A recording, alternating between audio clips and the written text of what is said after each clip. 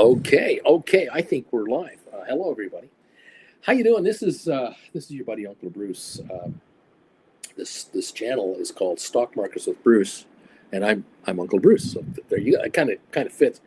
Nice to see you this morning. Welcome to Monday, June the 2nd, 2025. Coming to you live from Calgary, Alberta, Canada. Not the 51st state of the United States, very much Canada. And welcome one and all. Jennifer and I, Auntie Jen and I, we got back here from Rancho Mirage, California on Saturday, and a special shout out to the absolutely wonderful people of Palm Springs,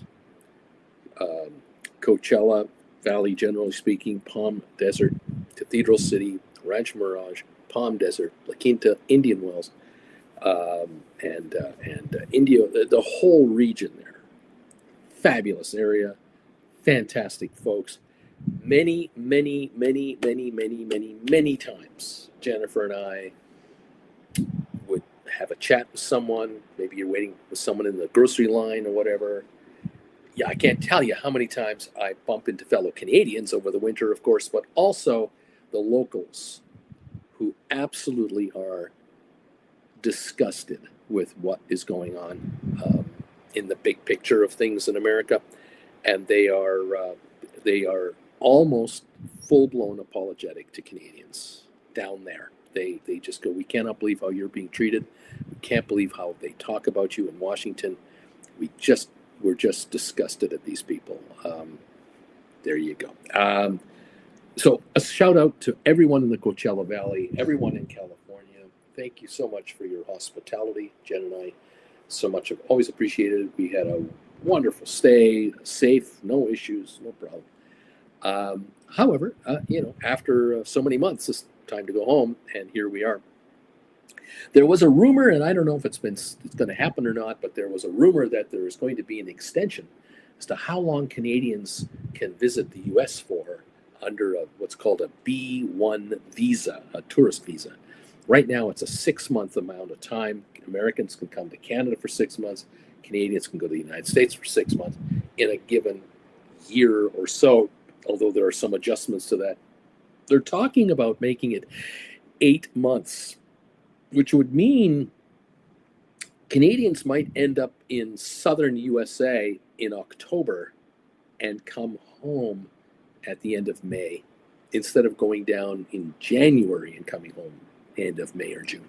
This can extend, of course, seasons. This also, I believe, an 8-month time frame to have a U.S. visa would make it very attractive for certain Canadians to buy real estate in America, to have a second house. We'll call it the cottage.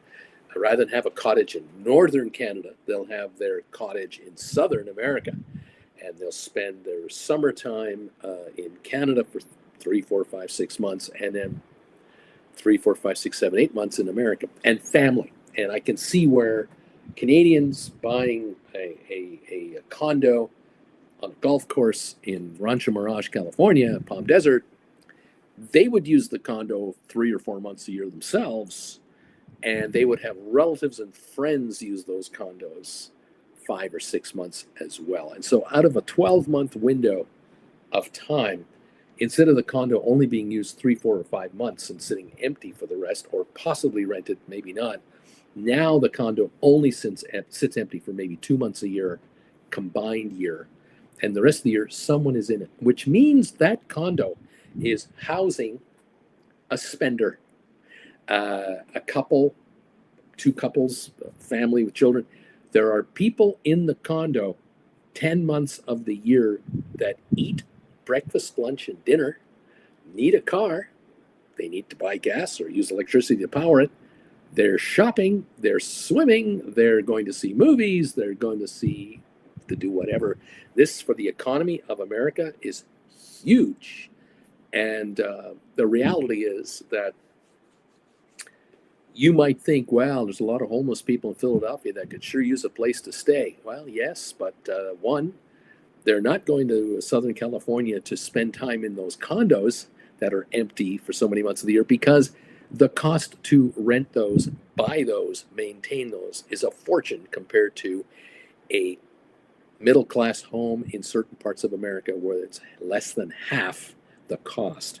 And so I could see a $600,000 condo in California being occupied a lot by people spending money there versus, unfortunately, many homeless in other parts of America coming to that part of the world to spend 6-8 months of the year. They're unemployed, they're down and out, they're trying to make it in their home place. But if the economy of Southern California picks up, and the Phoenix area and Arizona generally picks up because of this, and Texas gets Canadian buyers of real estate, and Georgia, and Florida, and South Carolina, and you just go across the board. The millions of potential Canadians coming in now on a more permanent basis or on a more longer term basis, the billions of payoffs, dollars of payoffs, it's massive. It's just massive, completely massive. Employing untold millions of Americans to service them and look after them and profit from them. So it's just me saying, hey, that's what I'm saying. That's all I gotta say. Anyway, we're back. Jen and I are back. We got back on Saturday from the USA. We had to fly from Palm Springs to Vancouver and Vancouver to here. Took us 14 hours to get home when it's normally a 3-hour direct flight. Thank you, WestJet, for stopping direct service to Calgary sometime in the middle of May. What can I say? But we got home and we're back, and we're happy to be back with you. Welcome home. Thank you for all your kind wishes last week for a safe trip. We're glad to say we've arrived. The markets, look, we're down a little bit this morning. Not down catastrophically, but we are negative this morning because more and more realizations are filtering out, not only in the U.S. itself, but around the planet. There are issues with the American economy that are beginning to become more evident, let's say. On Friday evening after the markets closed, I believe, mostly after the markets were shut down, the economists around the world and those who follow politics heard and saw and realized that the United States has imposed increased tariffs on aluminum and steel imports into the United States. It's now 50%. And this is a doubling from 25% to 50%. And unfortunately for all concerned, it's a tax on steel from friends of America.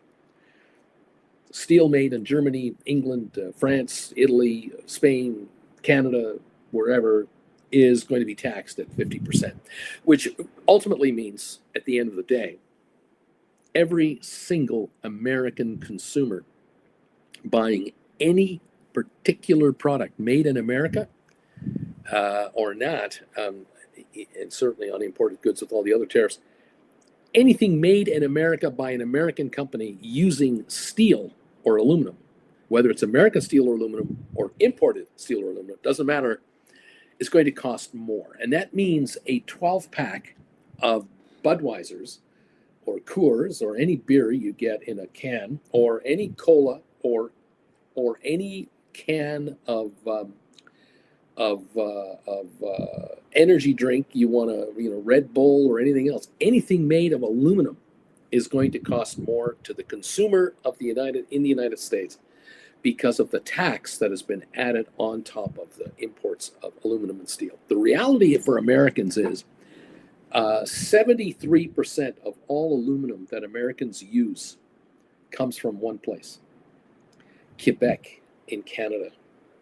It's the place that Americans get their aluminum from. The other 27% is domestic, and there might be some imported from other countries, but not really. Steel comes from everywhere. It comes from Canada, it comes from Britain, it comes from Europe. And the American steel makers, American steel operators, the plants, what's left, whatever steel manufacturing companies are left in the USA to make this product, have just been given an opportunity to raise their prices by 50% and survive a little longer. And that's the reality. Now, I'm going to suggest that if in the next 5 years, just again, this is theoretical, if in the next 5 years, foreign steel makers can produce steel at 20% less in cost because they are investing in the technology to produce steel at the lowest possible price. They're using robots to make steel, not humans with unions at $50 an hour plus benefits. If steel production around the world costs less and less and less and less and less, then America's going to have to introduce a higher tariff to keep the base price of steel at a point so that American companies can make money. In other words, there is no innovation being offered and no innovation being demanded of American businesses to produce this product, to stay in business, to be competitive, which guarantees at the end of the day, there will be not one export of any American steel or any American made aluminum or machine aluminum to the rest of the world. Because the cost of the commodity is so high compared to the rest of the world goes, no thanks. We'll buy Canadian-made steel. Thanks. We'll buy steel from aluminum from Quebec. The Quebecers, they have a simple question to answer. Same with the government of Canada. They got to figure something out. Do we go ahead and pursue sales of aluminum to American buyers, or do we push the sale of our aluminum from Quebec to the European Union instead? We'll just ship the product over in ships to the European Union and not even bother selling it to the Americans because our aluminum is priced out of the reality of the market. So, we'll send aluminum to the European Union. They can make beer cans from it, Carlsberg beer and Berliner beer and whatever, Urquell out of Czech Republic, and they can sell aluminum cans made from Canadian aluminum to themselves without these tariffs. For the Quebecers, they don't care. Quebec will produce the aluminum, load it in bulk shipments on big, huge ships, so that on a per pound basis, the cost of shipping aluminum, which is quite light, is cheap. Without tariffs and duties, much cheaper for the Europeans to buy Quebec aluminum than Americans, which means, of course, there's a shortage of aluminum in the United States because 20% of there's 73%, 20% of it goes to Europe. That only leaves 53% left for America. That means American costs for aluminum skyrocket and availability dries up. No new factories, no new mines. I don't know where you're going to get this stuff from. It's just, I don't know. Want to buy an F-150 Super Cab, GMC truck? You want to buy a Dodge Ram pickup? There's a lot of aluminum in these units, a lot of steel in these units. Now it's going to be 50% more expensive for steel than it was 5 years ago. How can it not be that an American pickup truck is going to be a lot more expensive for Americans? The good news for Canadians is they will likely have trucks made in Canada by Nissan, Honda, and others, made in Canada without duties, and or Canadians will just import pickup trucks from Japan directly without the tariffs from the American side, which unfortunately means losses of Canadians' jobs working for Ford and GM and Stellantis, but there'll be gains for Canadians getting jobs with foreign manufacturers and importers. It's a big game back and forth. Anything made of steel sold in America just went up in cost. Refrigerators, stoves, dishwashers, microwaves, toasters, frying pans, forks, knives, and spoons. Anything made of metal that you want to make in America will now be even more expensive to buy as an American. At the same time, there's a problem for every American consumer happening right now, apart from that big, beautiful bill that's going to screw most of Americans over. The other problem for Americans is the American dollar is losing value against other currencies, and this will not stop. This is a free fall. It's happening, and it's an invisible cost of living increase that no analyst wants to talk about. They're all talking about, oh, very little effect of tariffs on inflation. Americans will get over it. It'll be fine. Oh, really? Yeah. Well, when you want to buy your, I don't know, you want to buy something made in China, something made in England, something made in Germany, um, with the dollar falling plus the tariffs, it's not 8, 10, 15, 20% more. It's 40, 50, 60% more.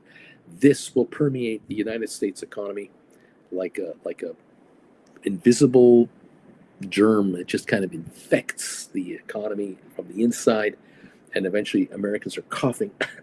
What's the matter with me? I don't feel well because from internally you're burning up. The American dollar is crashing against foreign currencies. Canadian dollar is rising against the American dollar. So now it's 73 cents. The Canadian dollar was 67 cents just as Trudeau was resigning, and they had a big Liberal Party turnover. They put Mark Carney in as their leader. He called a snap election. He won almost a majority government. The Canadian dollar's gone from 67 cents to 73 cents through the middle of the tariff garbage, through all the talk about a 51st state, through the boycotts here in Canada against U.S. product. It is unbelievable. The Canadian dollar will continue to rise without question. The Canadian dollar will continue to go higher, 74, 75 cents by summer, which means for Canadians, in theory, if you want to go to the States, it's cheaper. If you want to go. On the other hand, the Canadian dollar is rising a little bit against some of the other currencies in the world. Maybe Canadians going to Europe or Asia might be more affordable. I don't know about that. We'll see. Just saying. Bottom line is a Canadian importing pens or a Canadian importing, I don't know, is NVIDIA made anywhere else? Yeah, this Nivea. I love using this stuff on my lips. This is from Germany. This Bayersdorf, Germany. This is imported from Deutschland. I bought this in the United States. I bought this at Walmart. This is from Germany. So this now will run, instead of you being able to buy these two for $1.49 in the old days, these are now, I think, two for $3. They're going to be two for $4. And they're going to be really expensive. And they're going to be under glass. That's the way, if you're an American, you want to know the effect of higher cost of living, go to your local Walgreens, CVS store, go to your Walmart store, go to Costco. How many of your items that you used to be able to pick off the shelf and put in your cart are you're no longer able to do that. You now have to call someone over to open the glass container. The next step in the lowering of the standard of living for Americans will be when you are in your favorite store and you want to buy some item, you will now get a piece of paper off the shelf. You'll see the item on display under glass and you go, yeah, I want to buy that. And you will get a piece of paper and it'll have a picture of the item and it'll have the barcode down here and they will say on here, bring this to your cash register and pay for it. And once you get through the cash register, you will then take that piece of paper to the customer service area of the store with your receipt. And they will take that piece of paper from you and your receipt, give you your merchandise, stamp the receipt that you've initialed it, that you've got your merchandise, and now you can get the hell out. You're not going to be able to handle the merchandise any longer in your stores. This is a huge change coming to the retail experience of the United States. More floor walkers to watch for theft, cameras everywhere inside stores, and more product under glass. Have you tried to buy men's cartridges for your shavers, like these Gillette cartridges, you can't buy them off the thing anymore. You got to call somebody over. Got to unlock the plastic container to let you have one. This is the beginning of that. It's going to get worse. Welcome to the party, pal. Sorry to say. I'm just a guy in front of a computer telling you where I think we're headed and where I smell things going towards. Not good. By the way, you know how I love drinking my caffeine-free Diet Coke in one of these mugs. I like this game mug. Here's my caffeine-free Diet Coke. Caffeine-free Diet Coke at a Walmart in Rancho Mirage, California. A 2-liter bottle, $2.74 American. It's been that price now since Super Bowl. 274 US. You convert that to Canadian, that's about $3.60 Canadian, plus deposit, plus tax. I bought a 2-liter bottle yesterday at the Superstore here in Calgary, $1.84 Canadian. Dollar. That's half the price of diet caffeine-free Coke here in Canada versus America. I was surprised at that. Tastes the same. Tastes just fine.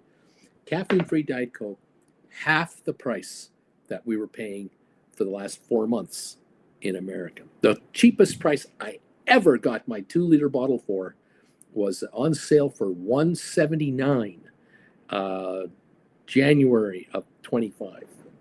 But then it went right up to $274 and stayed there ever since, down south. That's an eye opener. I'm kind of go, wow, look at that. Jeez, Canadian, my cola's half price up here.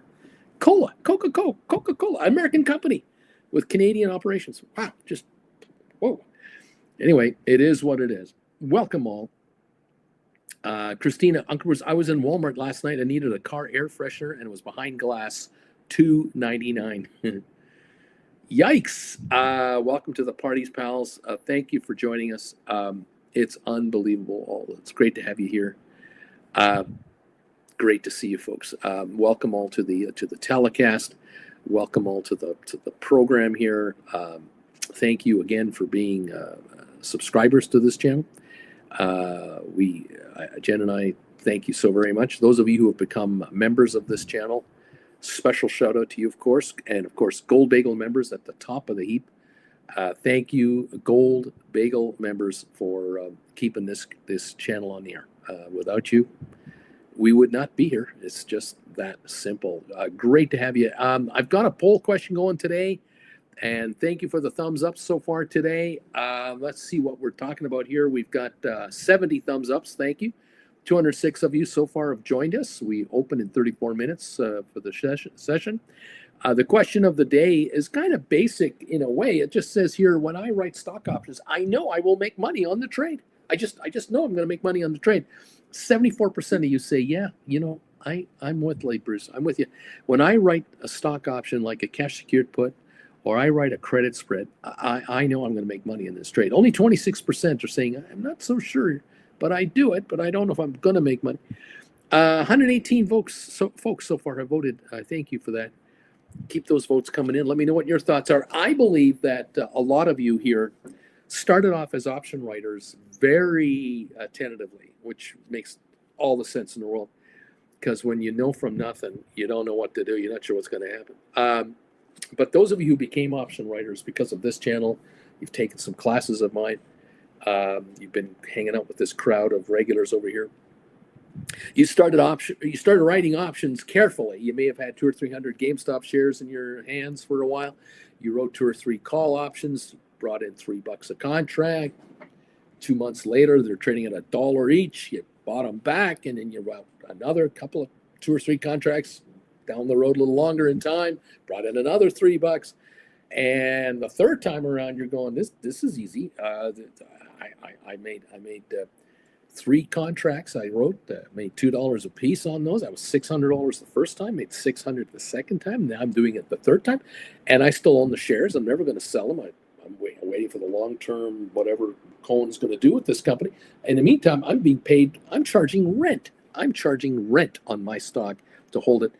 They're giving me $1 a month per share, like on average. I'm getting $1 a month to hold this stuff. That's $300 a month. I got 300 shares. I'm not rich or anything. I get $300 a month, $3,600 a year just to hold this stock. I can buy more stock with this money to write more options. Uncle Bruce, I now know that when I write call options, I'm going to make money. In my retirement account, Uncle B, I got stock in my retirement account. I've had it forever. I've had stock in my retirement account for 15, 20 years. Some pay dividends, some don't. Now I am getting a dividend. I am getting a call premium dividend when I write covered calls inside my IRA, my RRSP, my 401k. And I like this game. I like that I'm bringing in 20, 30, 40, 50% a year of my investments that used to only bring me 3, 4% a year if I was lucky. This is a winning trade. I like this game. And then you guys discovered poor man covered call writing, cash secured put writing, and now you've discovered 0 days to expiry credit spread writing. And in some cases, you're doing monthly credit spreads, quarterly credit spreads. Some of you are doing dailies, weeklies, and 0 day to expiry. And that's a whole new world. And that tees us up for Class 19 on June the 14th, 12 days from now, Saturday, the 14th of June at noon Eastern. Uncle Bruce and Auntie Jen, we will be here with all of you who've registered for Class 19, how to write, call, and put credit spreads on 0 day to expiry options, 0 day to expiry contracts. This is taking over the markets. And this is easy money for some of you folks. You're already doing it. Some of you are already writing, as little as you know, you're already writing daily call option, call credit spreads on 0 day to expiries. And you're asking me, is this right? Am I doing this right? Am I doing this right? And despite your limited knowledge, you are bringing in money every day already. You're already bringing in money. It's only going to get better because we are very close to hearing the probably official announcement to launch something close to daily option expiries, 0 days of expiries on the Magnificent Seven and a few other stocks. It's coming by the fall, certainly by winter. We just have to wait for the official announcement to happen. Of course, there's another big announcement, and that'll probably be next year or the year after. Extended hours, extended trading hours for stocks and options.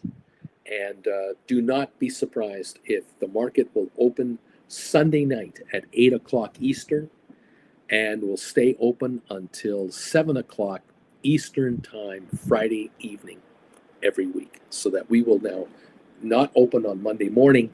We'll open on Sunday night, and we'll stay open till Friday night instead of Friday afternoon, with only a 1 hour break per day between sessions. Get ready for that with 0 day to expiry options on 200 stocks, indices, left, right, and center. You guys out there who are watching me, if you are 50 and older, you need to understand how to write covered calls. You got to figure that out. You come to the right place for that. You could really understand how to do cash secured puts, and many of you have, and you must understand that. Many of you have done that and will continue to do that. But if you're under 50 and you're fully employed and you would like to quit your job to be just a manager of your assets, and you wondered, how much money do I have to have, Uncle Bruce, to be able to quit my job and live off of my option premium? Can I live off of making money from the option money rather than go to work and do this on the side? The thinking was that 10, 15 years ago, you needed $1 million to live off of $50,000 of dividends or interest. Then it became more like, well, you need $2 to $3 million to do that because inflation and what have you is just insane. And so many of your employers have hired experts from Wall Street to talk to you. You don't know that they're from New York, but they are. And they have sent you internal memos and guidance on how to retire, what to look for retirement, what you're going to need to really retire on. And you're finding out you need $2.5 million to retire.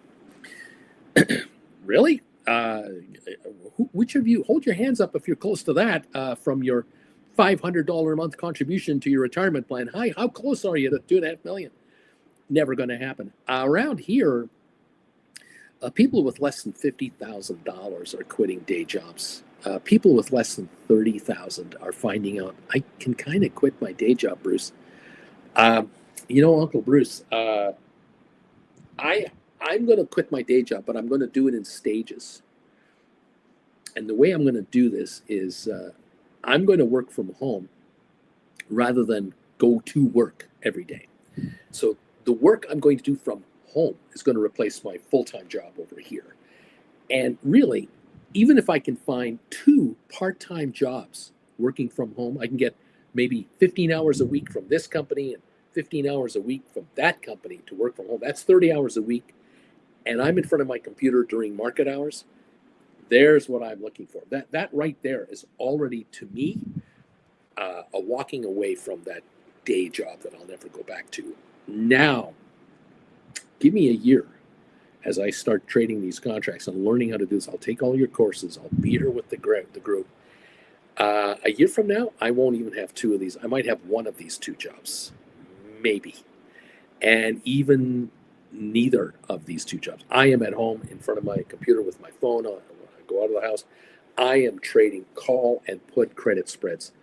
0 day, 1 day, 2 day to expiry, 3 day to expiry, 1 week to expiry, 2 week to expiry. I have specialized in credit spread trading for options where I let them die. They just die, and I make money on the shrinkage. I've become a shrinkage expert. And occasionally the market goes with me, and it works out. Other times I have to roll over a little bit. But all in all, I've got a number of diversified positions out there. No one position puts me in trouble. And I am making money on shrinkage all over the place. I'm using 50 grand, 80 grand, $100,000. I am never going back to work. And I make more than what I need to live on. I make far more than that. And that allows me to grow my account and live off of it and contribute my maximum to my retirement plan on my own. And I don't have an employer anymore. Thank you very much. This has been a game changer. For some of you, all you want to do is, Uncle Bruce, look, I'm 33 years old, or my wife and I, we're 28, and we're thinking of having kids when we kind of reach 33, 35, then we might have kids. Between now and then, you know what? It's the next 7 years. We're not interested in saving everything we can to buy a house. We're interested in saving everything we can to trade our way up into wealth, because our jobs are guaranteed to keep us in the middle class. Absolutely guaranteed to limit us what our upside is going to be. There is no way in hell we're going to be able to buy $1 million house in the LA area, or $3 million house in Frisco, or whatever we're going to have to buy in New York. It's not going to happen. I would rather grow my wealth and trade it and manage it and get out of the middle class limited jobs that we have. And you know what? My wife and I right now, we don't need a fancy house with a bunch of furniture in it. We're not trying to show off to anybody at the club. We want out. We want out. We want to travel. We want to trade our dollars and travel the world at the same time for the next 3 years. We want to travel for 3 years because this is our window. We have a window to travel without kids. Then we start to have kids. We don't travel as much as we do now. Maybe we'll travel with an RV, but eventually we'll have to settle down in a place, school and all. But right now we want to see the world and get richer doing it. And if we do have to settle down to a, quote, physical location someday where the kids go to a school or what have you, we're still not working. We're not ever rejoining the workforce. We are managing our wealth from wherever we are located. It's a big game changer. It's a total different American dream that ever existed before. The so-called house with a white picket fence, that American dream, that's long gone. That is long, a distant memory, and we're never going back. America will never be great again that direction, because that game is over. No, that's not going to happen. So, hey, welcome to this channel for those of you who want out, and for those of you who want to be self-employed and in control of your lives. You don't want the man sticking it to you. You don't want some policy change out of some regional office that was directed to them from a head office to affect your cubicle and your coworkers. You don't ever want to be vulnerable to that kind of nonsense ever again. You have to be self-employed. You have to be your person. And if you talk to or watch any videos out there, there are zillions of shorts and other videos out there of people who have made it and who've been interviewed on podcasts and what have you. How did you make your money? What did you do to make your money? What was the turning point in your life for you to make some coin in this world? What made you successful? Was there a mentor that gave you a piece of advice? Did you read a book? Did you see someone on YouTube? What was it that allowed you to become a much more wealthy individual than you were or ever going to become? And it comes down to one thing, back to the very basics. I took control of my life and I made myself the boss. And I don't work for anybody. I work for me. And I work with people. I don't work for people. There is the difference to success. You don't work for anyone but yourself. I offer you on this channel a very rudimentary way to understand the markets from a different angle and how to write stock options. And if this helps you in any way take control of your life, I am a happy guy. And I got a ton of people here who swear that this works because they never leave this channel. They're always here.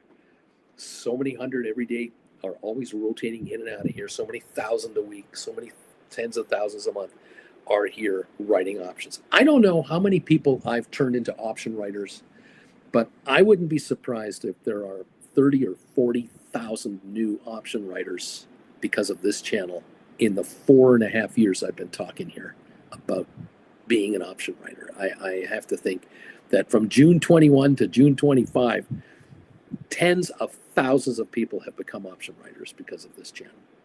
And this business, this options business, in that 4-year business has tripled or quadrupled in size.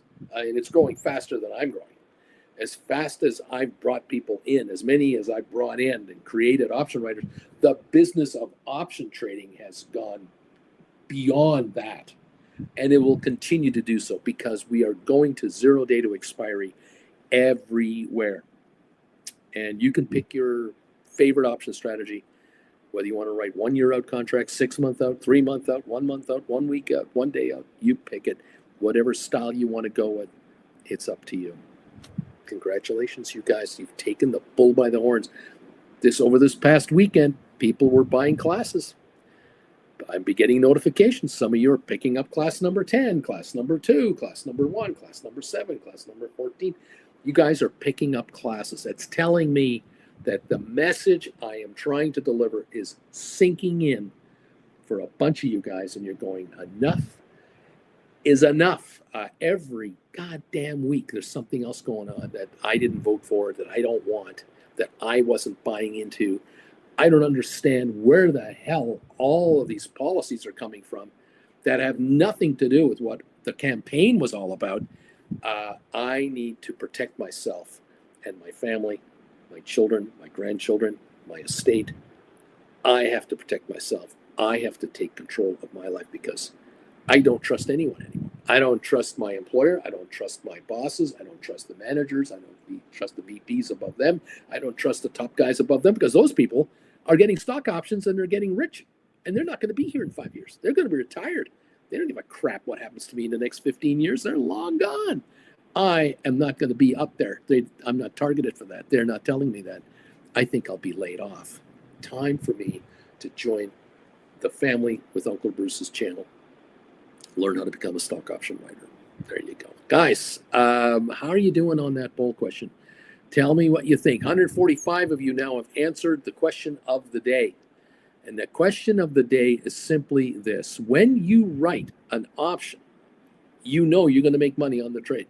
You just are so confident now. You're so comfortable with writing options. You're no longer that scaredy cat that you were at the beginning. You're no longer that person that was just trembling about writing a stock option. You're now knowing that when I write a stock option, I don't care what it is, whatever option strategy I follow, I know for a fact I'm going to make money because these contracts are worth nothing. They have no value. They are worth only time value, and time is shrinking on these people. I have made sure that the contract I write is so worthless, it has such little chance of having any value that I'm going to make money on this thing. And even when I am wrong, I make money. And there is the kicker of kickers. You write a stock contract for, say, a call option for $5. And after 3 months of time, there's a month left to go. The contract is still trading out there, but it's gone down in value. Even though the stock that you wrote it on has gone up, your contract should actually be higher than $5, but it isn't because it had 4 months to live when you wrote it. It has 4 weeks left to go now in its death throes, and it's only worth $1 in actual value, and the amount of time on it might make it worth $2. You sold it for $5. Even though the stock went up against you, you can buy that contract back for $3 less than you sold it for, which is a 60% win on this trade, allowing you to go, I can shut it down right now, buy it back for $2, and I'll write a new contract for 4 months out, 5 months out, for $5. I'll do it again. I'll take 3 more now, today, in cash, on top of the 3 I just made. Thank you very much, option gamblers. You are making me richer, even if I'm wrong. In the meantime, the stock that I owned, that I wrote the options against, went up $5 a share. I'm $5 more valuable on the stock I've got, and I scored a $3 gain on the contract to add a $3 gain to the next contract. That's $6 in gains on a $5 stock move. I'm up $11 a share. What is this legal, Uncle Bruce? Am I allowed to do this? Really? Really? And now those of you out there who do this go, oh, that's why these guys are always getting richer. That's why these hedge fund guys keep getting richer all the time. They make money even when they're wrong. They don't make as much on the option, but they make it on the stock on the back end. I like this game these guys are playing. Oh, and now they're getting a lower tax rate because they make more than $20 million a year and all this crap. These guys make the biggest bucks in the world, get the lowest tax treatment in the world, get the best write-offs for whatever they buy, especially with their LLC corporations, which now I'm going to create. They're flying in private jets all over the place while Bruce and Auntie Jen are flying from Palm Springs to Calgary. A 3-hour flight takes them 14 hours to get home, when these hedge fund guys can just grab a Gulfstream jet from a charter company in Palm Springs and fly to Calgary in 3 hours in a private jet. Who cares how much it costs? It's pointless. The amount of time they just saved, 11 hours of their time. My God. It's unbelievable. Look, the most successful people in the United States, even mid-level corporations and up, if you have an executive that is worth $2 million a year in stock and cash payouts, $2 million a year, that's $16,000 a week in value for an executive. 5-day work week. You divide the 40 hours into a $16,000 person, you're talking some serious money here. You're talking $400 an hour. $400 an hour, and that person needs an assistant that's going to be $100 an hour.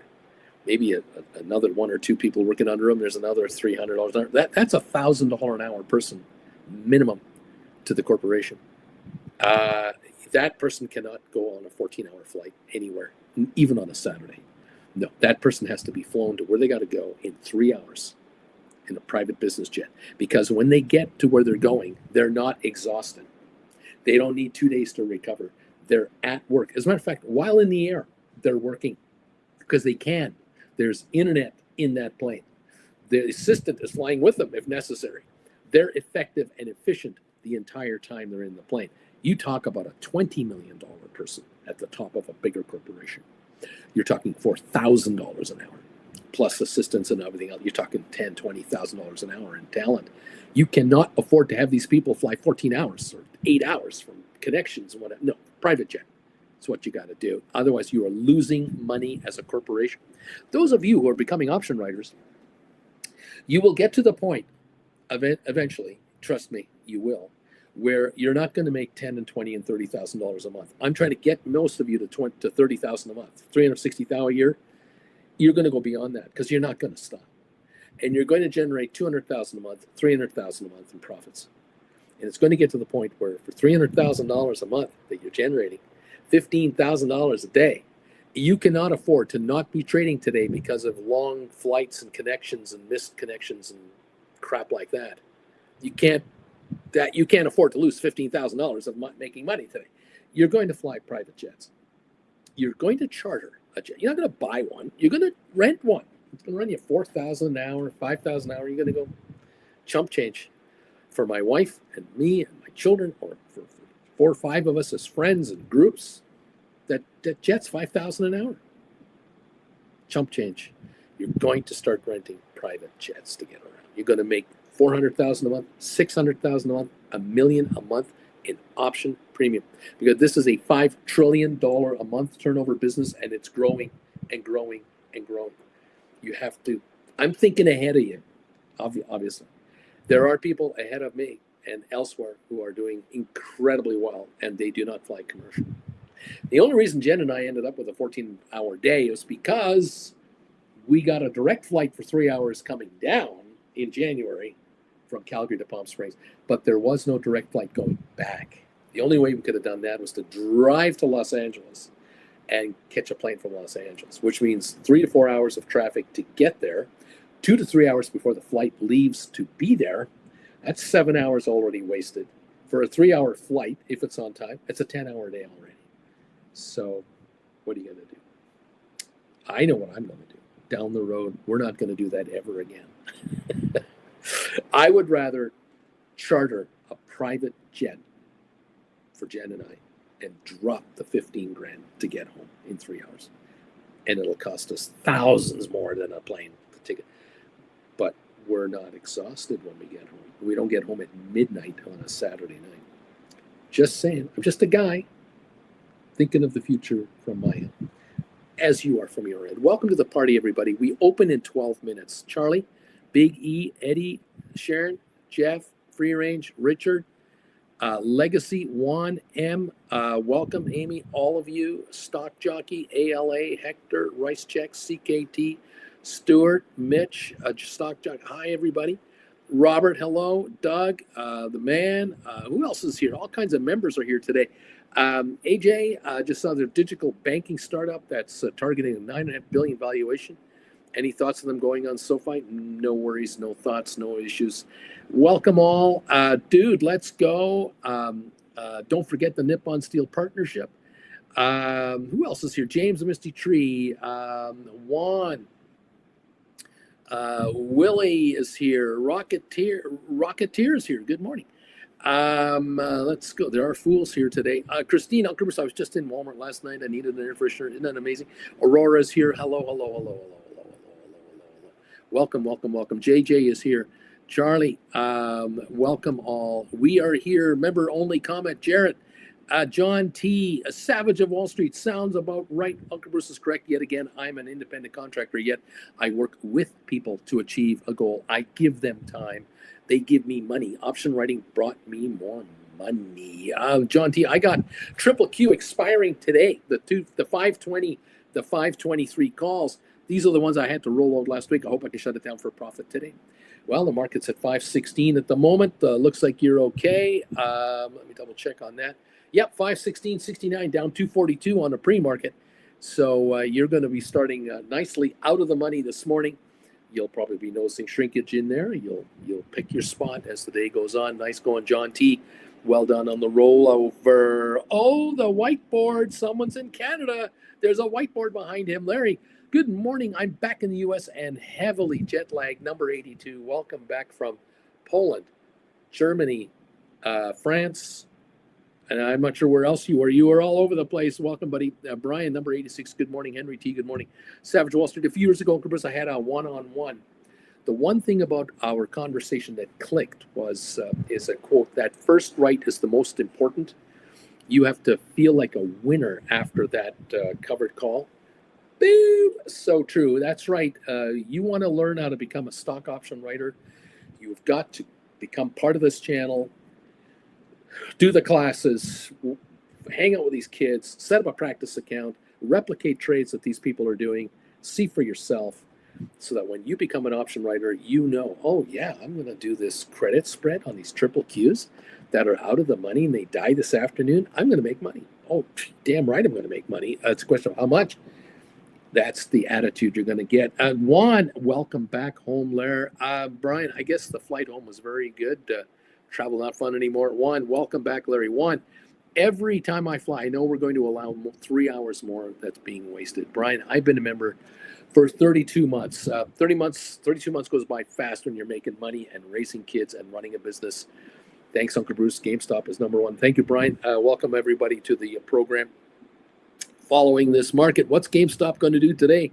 That is the question. It's looks like it's around 30 something. Is it holding around 30? No, it was at 30.20 for a while, but back to 29.80. We'll see what it does here. Juan, neat. Christina, I'm on a flight right now. Oh no, Cindy B is here. Cindy B, member for 41 months. Welcome, Cindy B. Look at those beautiful dogs there. Larry, it took me 24 straight hours of traveling, and I missed my flight home, and I had to book a new one on the same day. Unbelievable. What can I say? Flying is a nightmare. Everything about getting from point A to point B is romantic. Then it's the physical having to do it. And I will say, though, that leaving Palm Springs Airport is a breeze. Arriving in the Palm Springs International Airport is a breeze. An absolute pleasure. Not very stressful. The security is the security, but once you're in there, it's calm. But the rest of it is just, what can I say? It is what it is. Welcome home, Larry, to the show.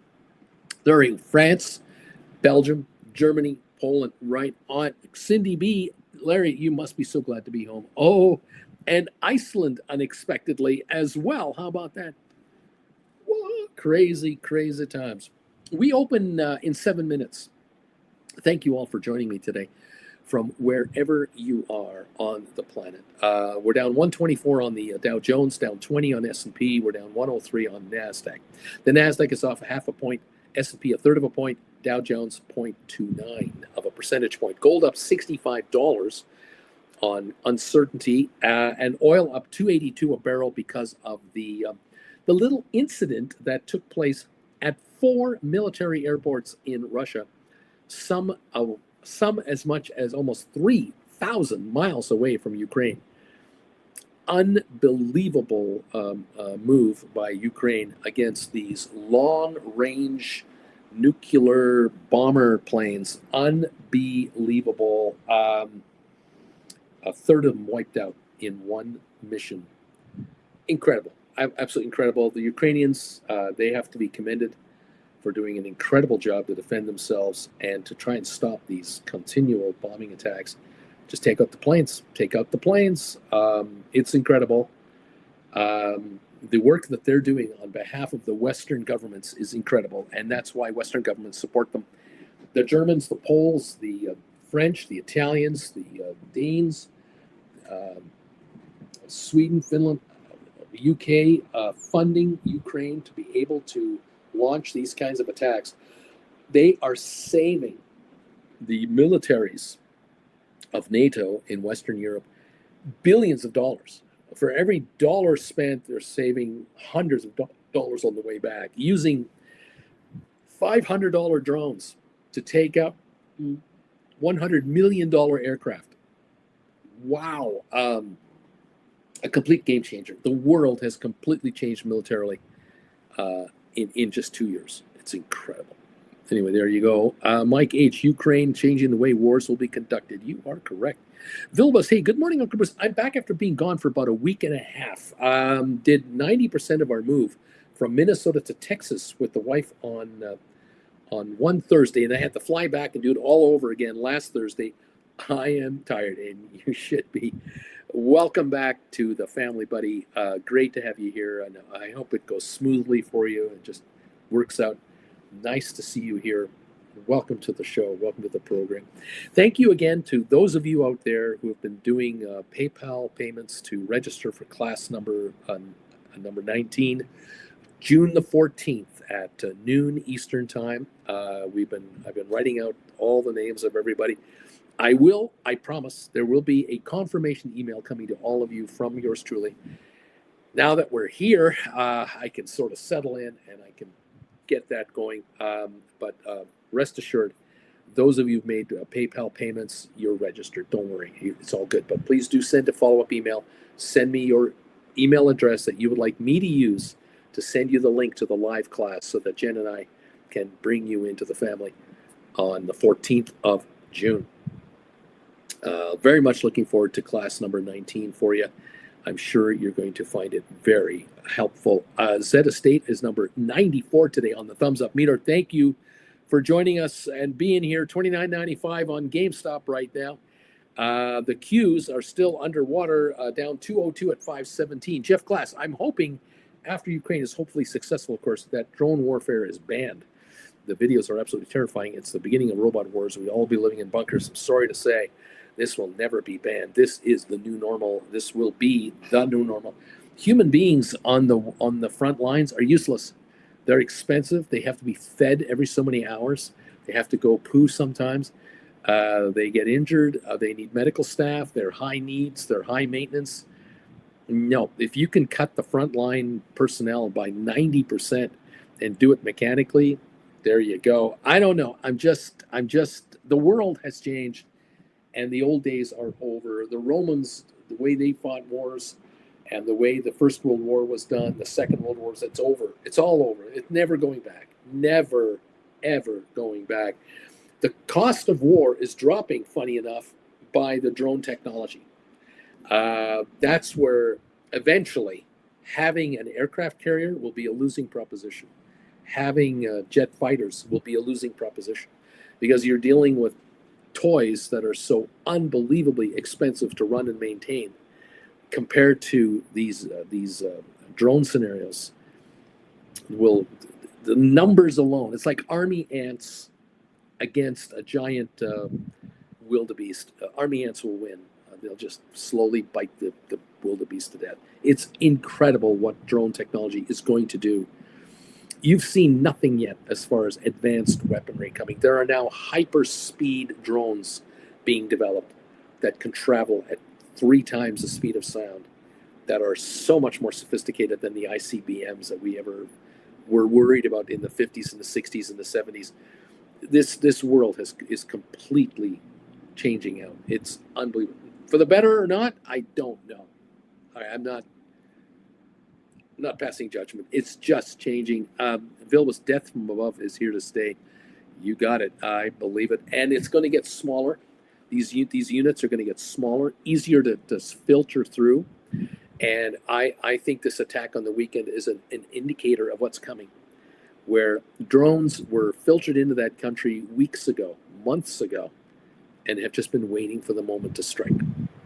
And as soon as they were placed on trucks to be moved to wherever they're being moved to by truckers who had no idea what was on behind them, there was just a unit back there.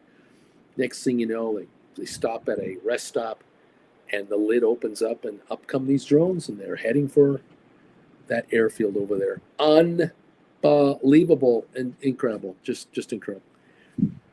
Welcome to the party, pals. Ukraine is ahead of Hollywood. Hollywood has all the fancy movies and all the dream scenarios of the future. Ukraine is ahead of Hollywood. Hollywood is behind Ukraine. Can't keep up. It's incredible. Larry has done what he does best. He's hitting the bells to let us know, hey, Bruce, we're open for business and the viewers are going to get richer around here today. I think that's as simple as that. I think he's right. Bobby, new Army, 50% remote drone manufacturing, other 50% staff to operate them. ALA is here. Richard and Juan are hitting the knee emojis right now. We're open for trading. We're here. We're going to start making money today, kids. Let's get going. We're going to make more money than we made from last week and the week before and the week before. We're going to get richer and richer because you guys are writing options that you know are going to make you money. That's how you roll now.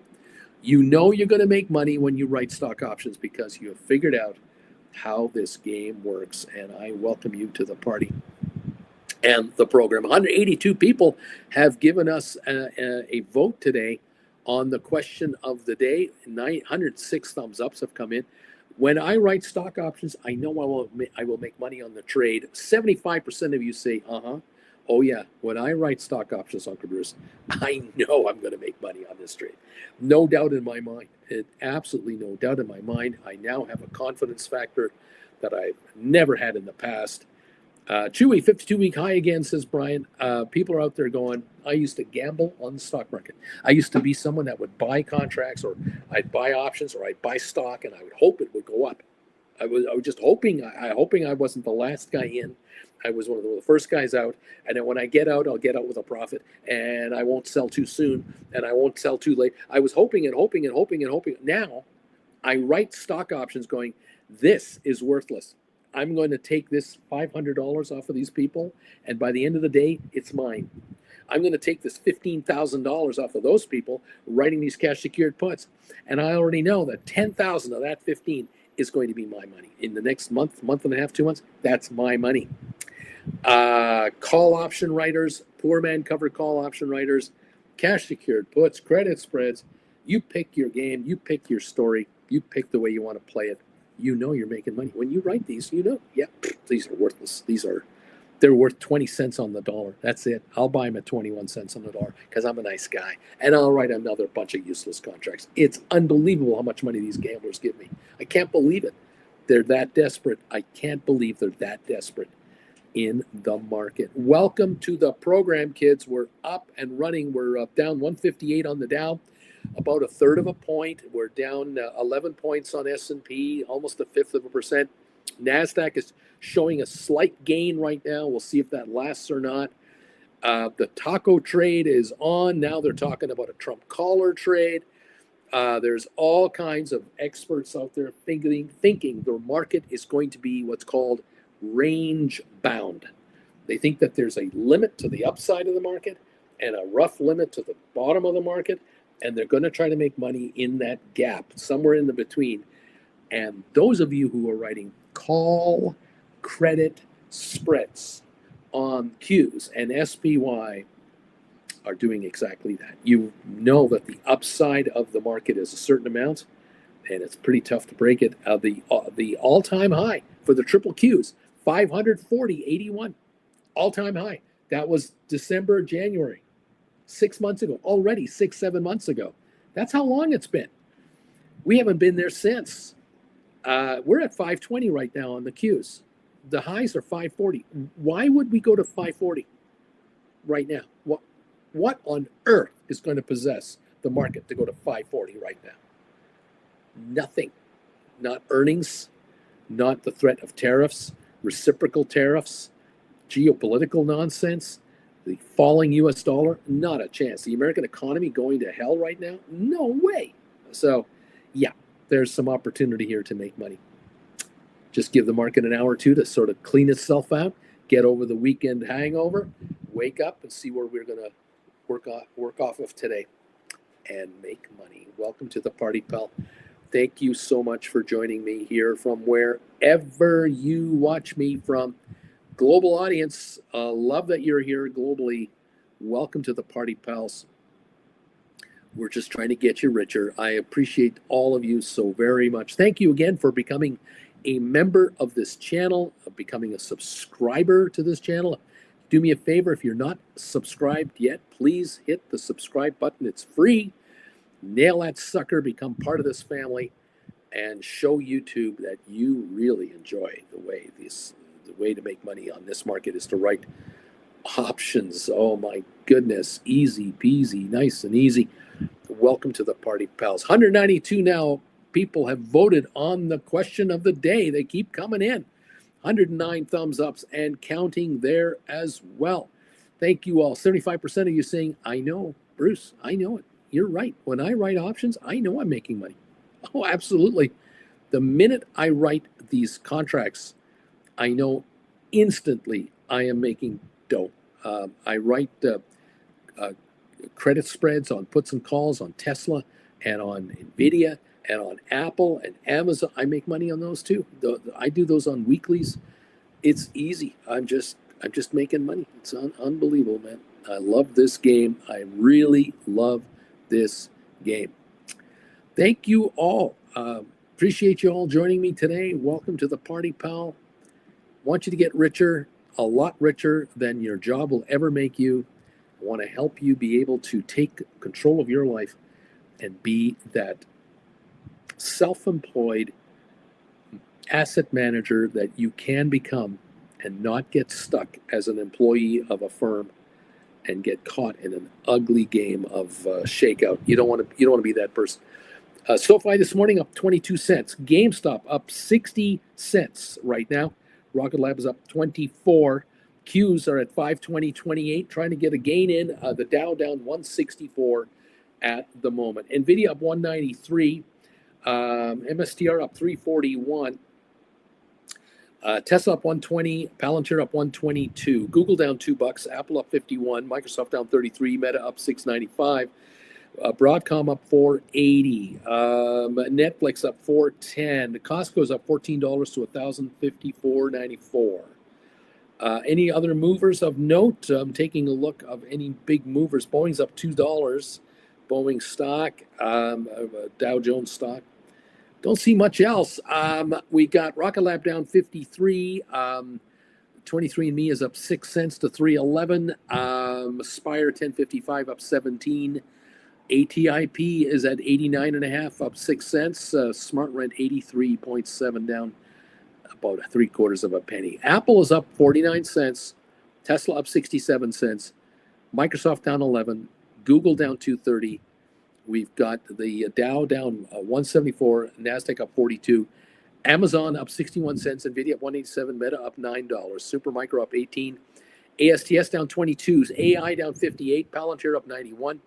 Unity up 34. Goldman down 460. Cisco down 7. Spiders are down 4 cents. Netflix up 250. Pfizer down 2. ARC up 63. IBM down 120. Uber up a penny. HPQ down 19. Home Depot down $4. Vanik Semiconductors up 194. Adobe down $7. Enphase down 35%. That is the story right here as we see it. Welcome to the morning session. 59-cent gain on GameStop, 30.39. 22-cent gain on SoFi, 13.52. That appears to be the story right at the moment. And we're looking at a 156 dip on the Dow, a 4-point drop on S&P, a 66-point gain on NASDAQ. The VIX is up 89 cents, gold up $66, oil up $2.69. There it is. We're watching all kinds of stories coming out. There's a story just breaking of why America's aging population will be a problem for stocks and your retirement. Well, I know the answer. I know the answer to this question. Yes, the long-term demographic trends are a problem. The ratio between the country's middle-aged population to its elderly is highly correlated with long-term cycles of the stock market. This isn't good. This can't be a good thing.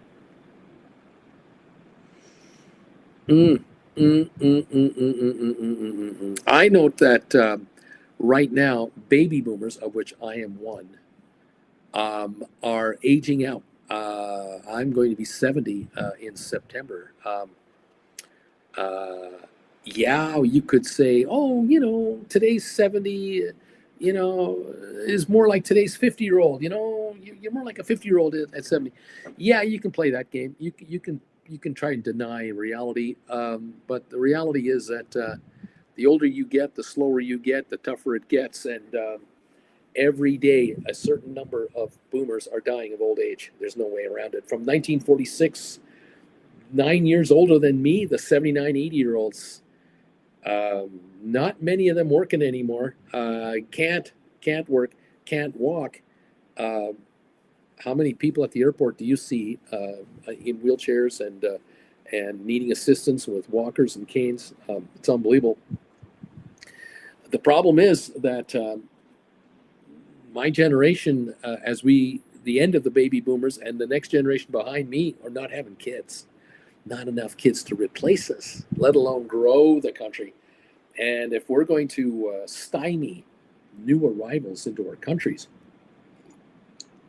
if 20 and 30-year-olds are not allowed into certain countries to have children and grow families, this is going to get worse, because you're going to have these boomers aging out that will be collecting Social Security for longer years, and not enough people under them to fund the system for themselves, because even now 20-year-olds are not interested in having children until they're 30 and 40.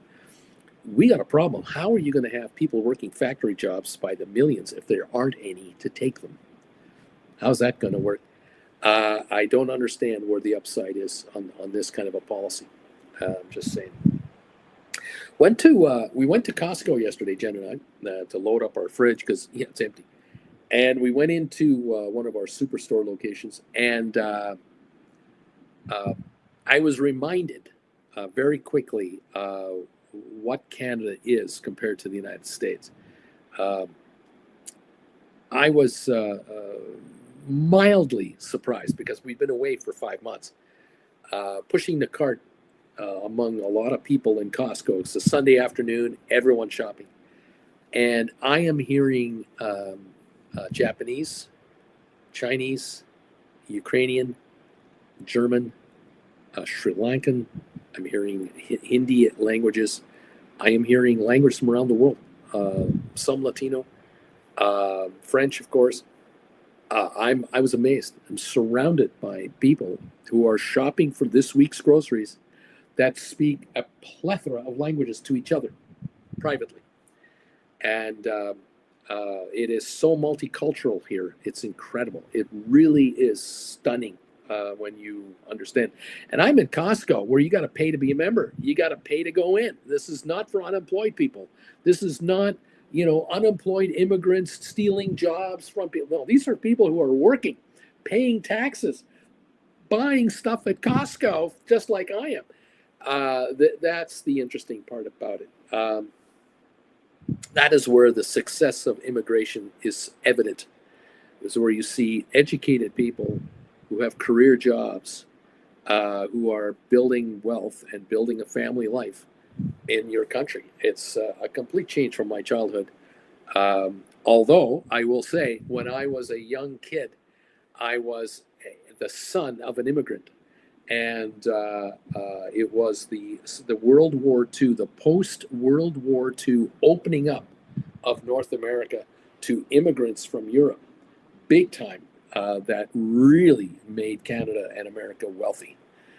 Because these folks coming in knew something called the work ethic, and they would take any job to make it happen. And their kids were going to have it better than they were going to have it, because of where they came from. And it worked. Children of immigrants went to post-secondary education. I went to college. My father never completed high school. My father never had a college course, never went to university. Neither did my mother. Did I become a doctor and a lawyer? No. Have I become reasonably successful? I suppose. My daughter, the next generation, master's degree, not a regular degree, but now a degree, degrees on top of degrees, and is incredibly successful. So the granddaughter of the immigrants is really living the life of success. There you go. And so many like that. That's what it takes. But it takes a commitment of a country to accept people in for decades to prosper, not 8-second attention span. What can I say? Just a guy in front of a computer. Welcome all to the show. Robinhood 50, what's that? 52-week high. Welcome. Charlie, stink offer for GameStop, Jan 26, $30 put for $6.50 premium. Brian, I bought back my $27 cover call last week, small profit, looking to write something in the 30s this week or next week. JJ, I hear a multitude of languages every time I visit Costco near Princeton, New Jersey. It is something. There's the real world, and then there's the perceived world from those who are just looking for fear to get reelected. Scare the voter to vote for you, say whatever you got to say to get reelected. That's all. But the real world, when you go out there and you realize, oh my goodness, this higher demographic retail establishment has got a tremendous number of people from around the world in here. Is it any wonder why Costco is in Japan, is in the UK, is in France, and expanding? It's also in Mexico. It's in Canada, the USA. Costco is expanding internationally to the higher level clientele. They're out there. And doesn't it make sense? Why wouldn't immigrants who make dough in this country, our countries, Canada, USA, why wouldn't they also shop at Costco? They're smart.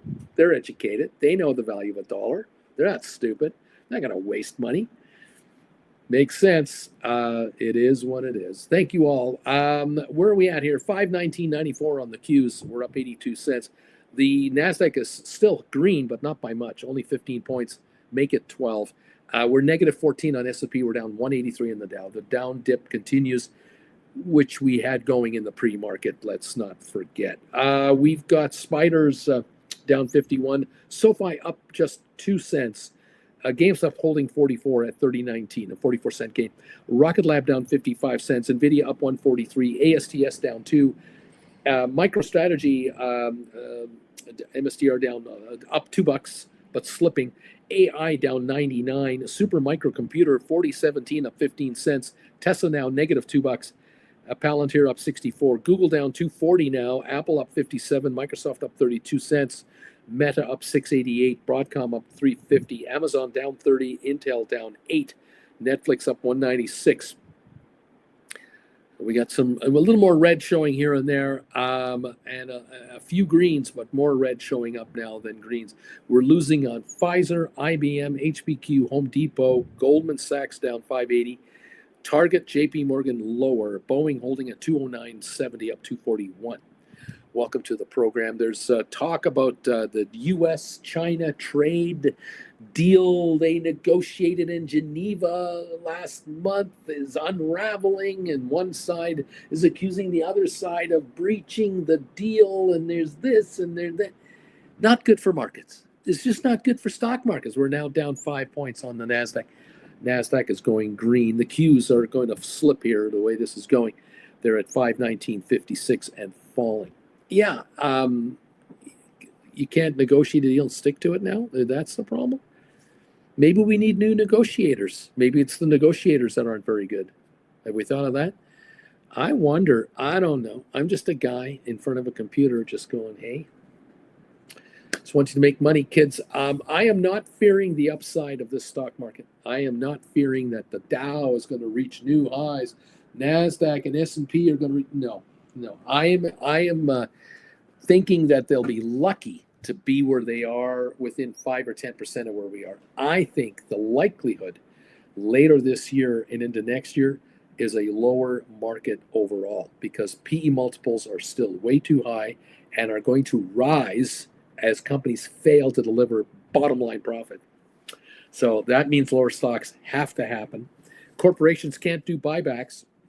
There's a tax on buybacks, and there's a problem with buybacks. You have to borrow money to do buybacks. Cost of borrowing is going to go up. Interest rates are not going to be lowered later this year, despite everything you are hearing out there, all the wishful thinking of Wall Street people. There will not be lower interest rates out of the United States. The U.S. economy is in trouble.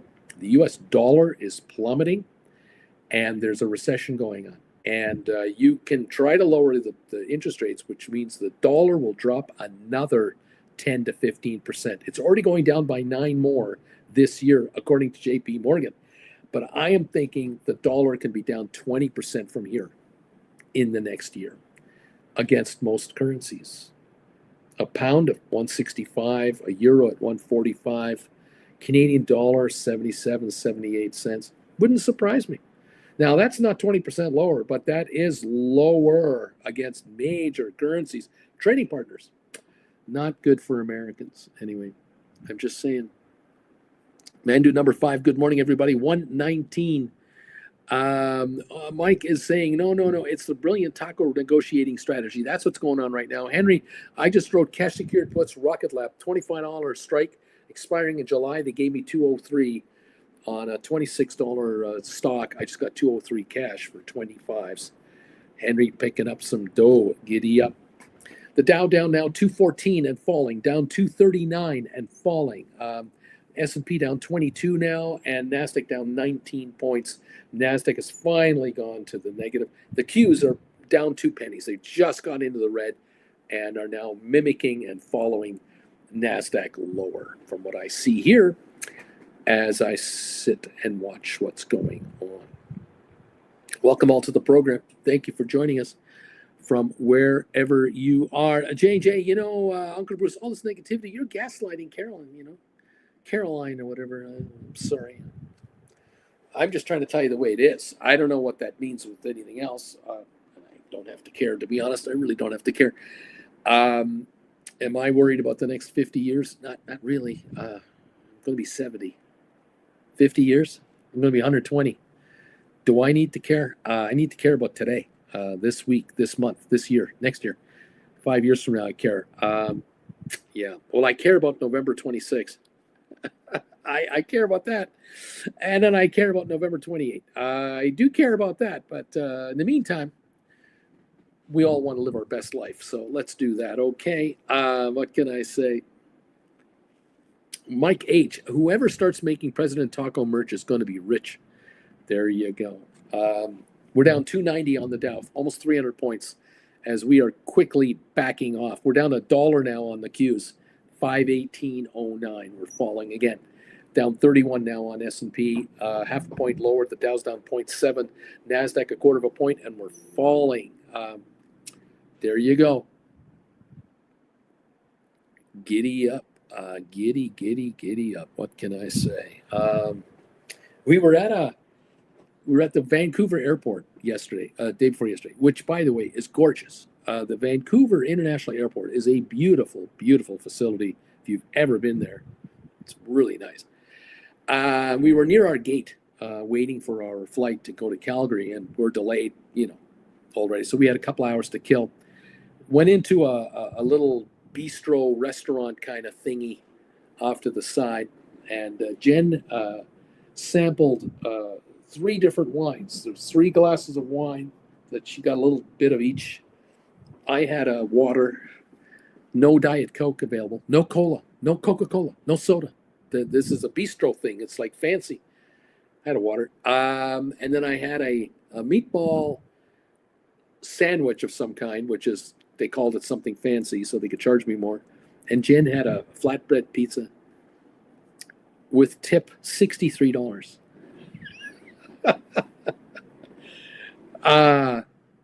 How do families of 4 travel? I don't know, because you're not allowed to bring drinks into the security area. So you have to buy, anything you want. As a matter of fact, in Palm Springs Airport, I bought a bottle of water for Jen, and I bought a Diet Pepsi for myself. Can't buy Coke. No Coca-Cola product in Palm Springs International Airport. The one problem there. I had to buy those 2 items. $12.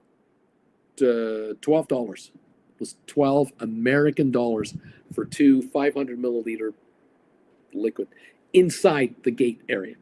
$12.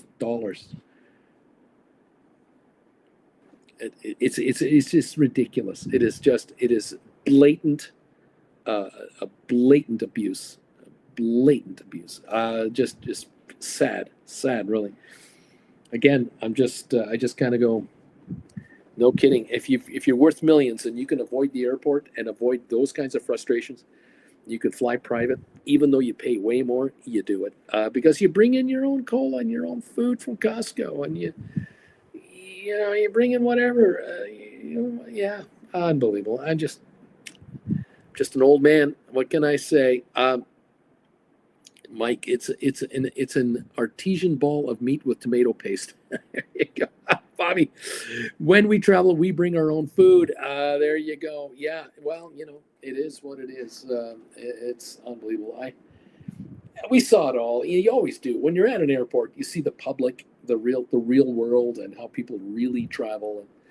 And Jen and I were sitting in our waiting area there, and we saw a woman with 3 children. She had an 8-year-old girl, a 4-year-old boy. No, she had a 7-year-old girl, a 4-year-old boy, and a 1-year-old or a 2-year-old child traveling alone.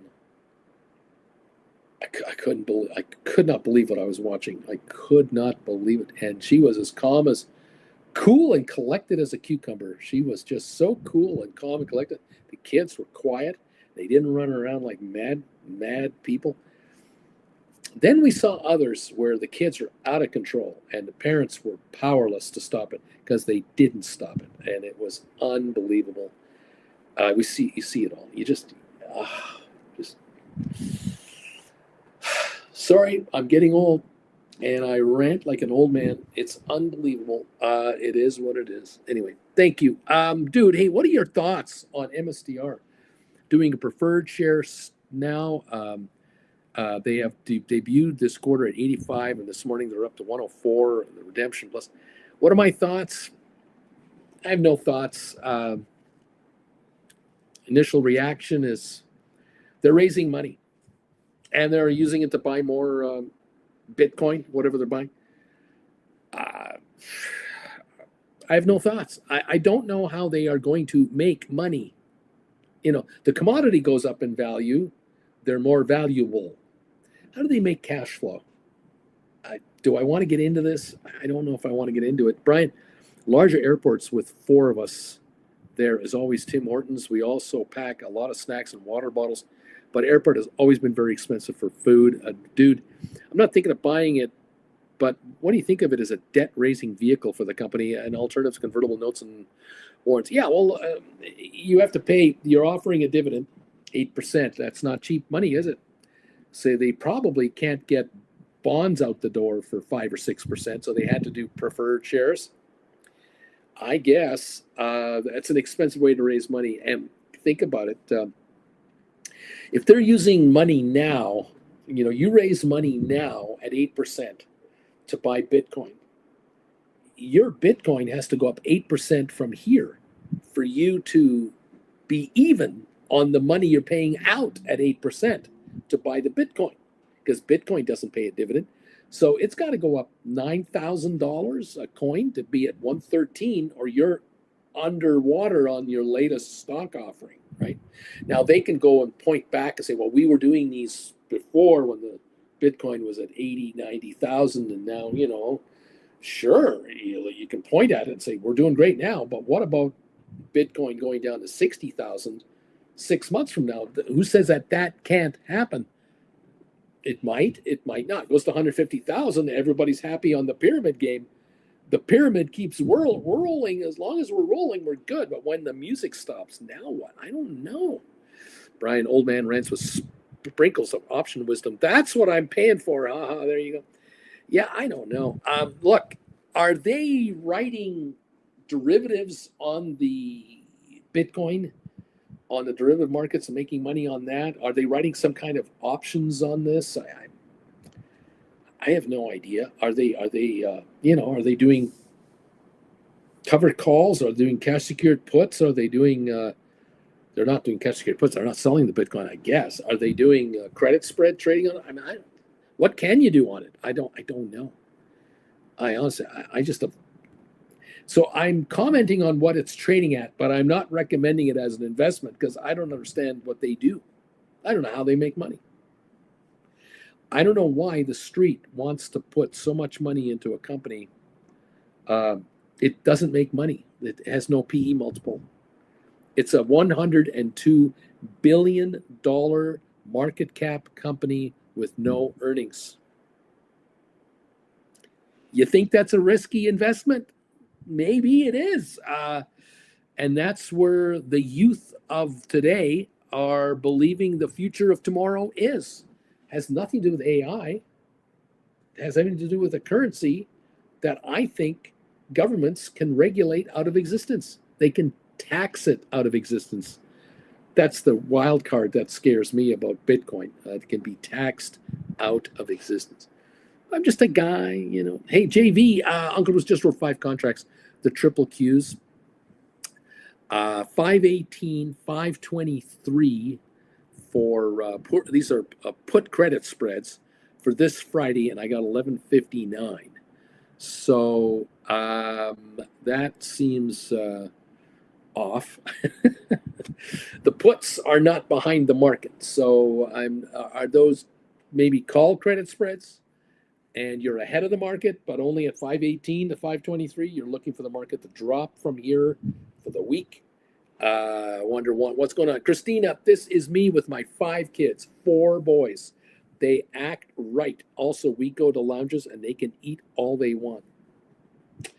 Yeah, but then there's the real world where in the gate area where it's screaming and crying and insanity. Zed, I am watching SPET does not have an option chain just yet. I don't even know what that is. Charlie, keep a very close eye on that one. Juan, are you sure that's a put credit spread?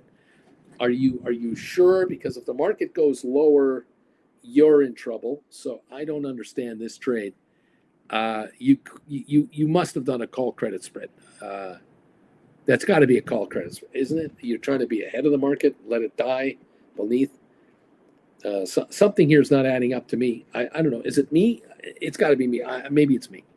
Dude, that's right. I find interesting, no Bitcoin derivatives. They are marketing themselves as a Bitcoin treasury.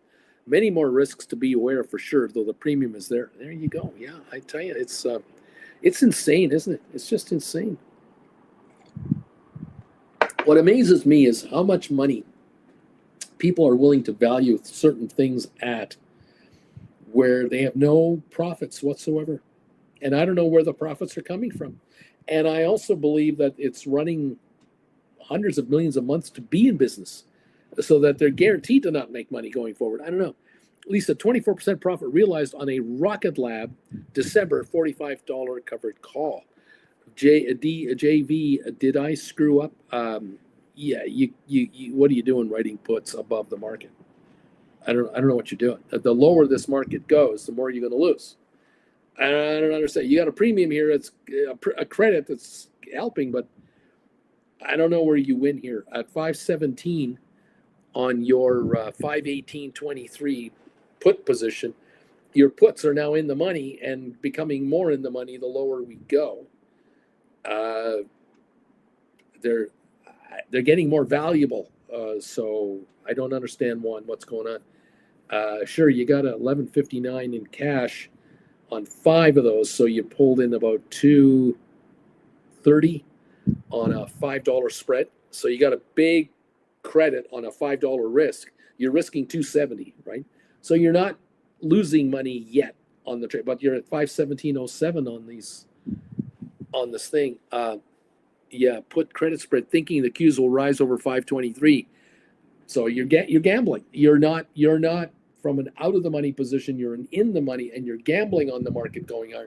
Where if you're wrong, you could be down $2,500 less your credit on this trade. The most you can lose is the difference between $5,000 and 11.59 that you got. Okay, so not $5,000, 2,500 less 11.59. So you could lose 2,350 is the worst case scenario. I get that, but you're gambling. The market's going up. It's going down right now. The Dow's down 370. This put, I don't know what you're doing here. I'm just a guy trying to figure this out. I would be writing call credit spreads as what I'd be looking for that are, at 523, 525, 530. Can you do 2333s, 2328s? Can you do for today expiry or for this Friday expiry? Can you write 530, 540s, 530, 35s? Can you do 533, 538s? Can you go that on a call on the put for Friday? I'd be at 500, 505 or 495, 500. I wouldn't be at what you're at right now. You said what? 518.23. I wouldn't be there. Just saying. But it's your trade. It's not my trade. It's your trade. 517 on the Qs. At the moment, we're down 210 right now. I don't know. Yeah, 517 down 210. Okay. The Dow down almost 400 points. Spiders are down 348. SoFi down a dime. GameStop up a dime. There you go. GameStop put credit spreads for this Friday, next Friday, the Friday after, a month from now. Nice in the low 20s is where I would be there. The further out you go, the further out you can be.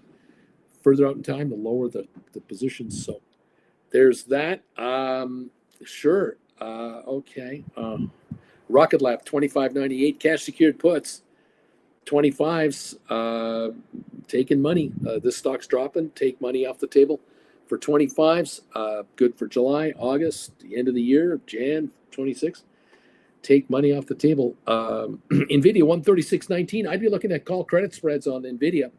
I'd be looking at going out a week or 2 or 3, and I'd be writing 145, 150s, 150, 60s. I don't know. How far can you go out safely, get a credit, nice return on your $2 spread, $5 spread, $10 spread, whichever you want to do. I don't fear the upside of NVIDIA beyond 145 at all. I just do not. Charlie, stink offer for triple Q, 522.27 for a 27-cent premium. It's very close to filling now. 22. Well, you're down to 516.80, and those 22s are dying. So you're even being generous. You might go down to 21. You might want to go to 21 on that and just say, I'll take another 6 cents. But hey, Charlie, you're making money, and I'm a happy guy. I love this game. 517.05 on the Qs. Giddy up. 356 loss on the Dow right now. There we are. S&P down 37 points. Oil holding a $2 gain. Yeah, man. Thank you all for joining in here with the program. Christina, they won't act a fool in public, period. Remember, I'm in the Army. All it takes is one look, and that is what it's all about right there. There are so many parents out in public that it just cannot control their kids. Henry, I sold a cash secured put, ASTS $19, expiring September 19, asking a $250. Right on one. An AI 5% drop, cash secured put is cooking right now. Interesting. Rock and roll. AI right now down 139 at 25.22. ASTS 23.02 right now. Yeah, ASTS cash secured puts, 22s, 21s, 20s, go out 6 months, 8 months, bring in cash. AI 25s, 24s, cash secured puts, or put credit spreads on AI and ASTS. Certainly $4 or $5 behind the market. I'd be looking at that 2 weeks out, a month out, whatever. Bring in some nice premiums if you can. Absolutely. Down 302 on the Dow, down 31 in S&P, and down 66 on NASDAQ right now, folks. A little buy program coming in. Don't know if it's going to help much. Yeah.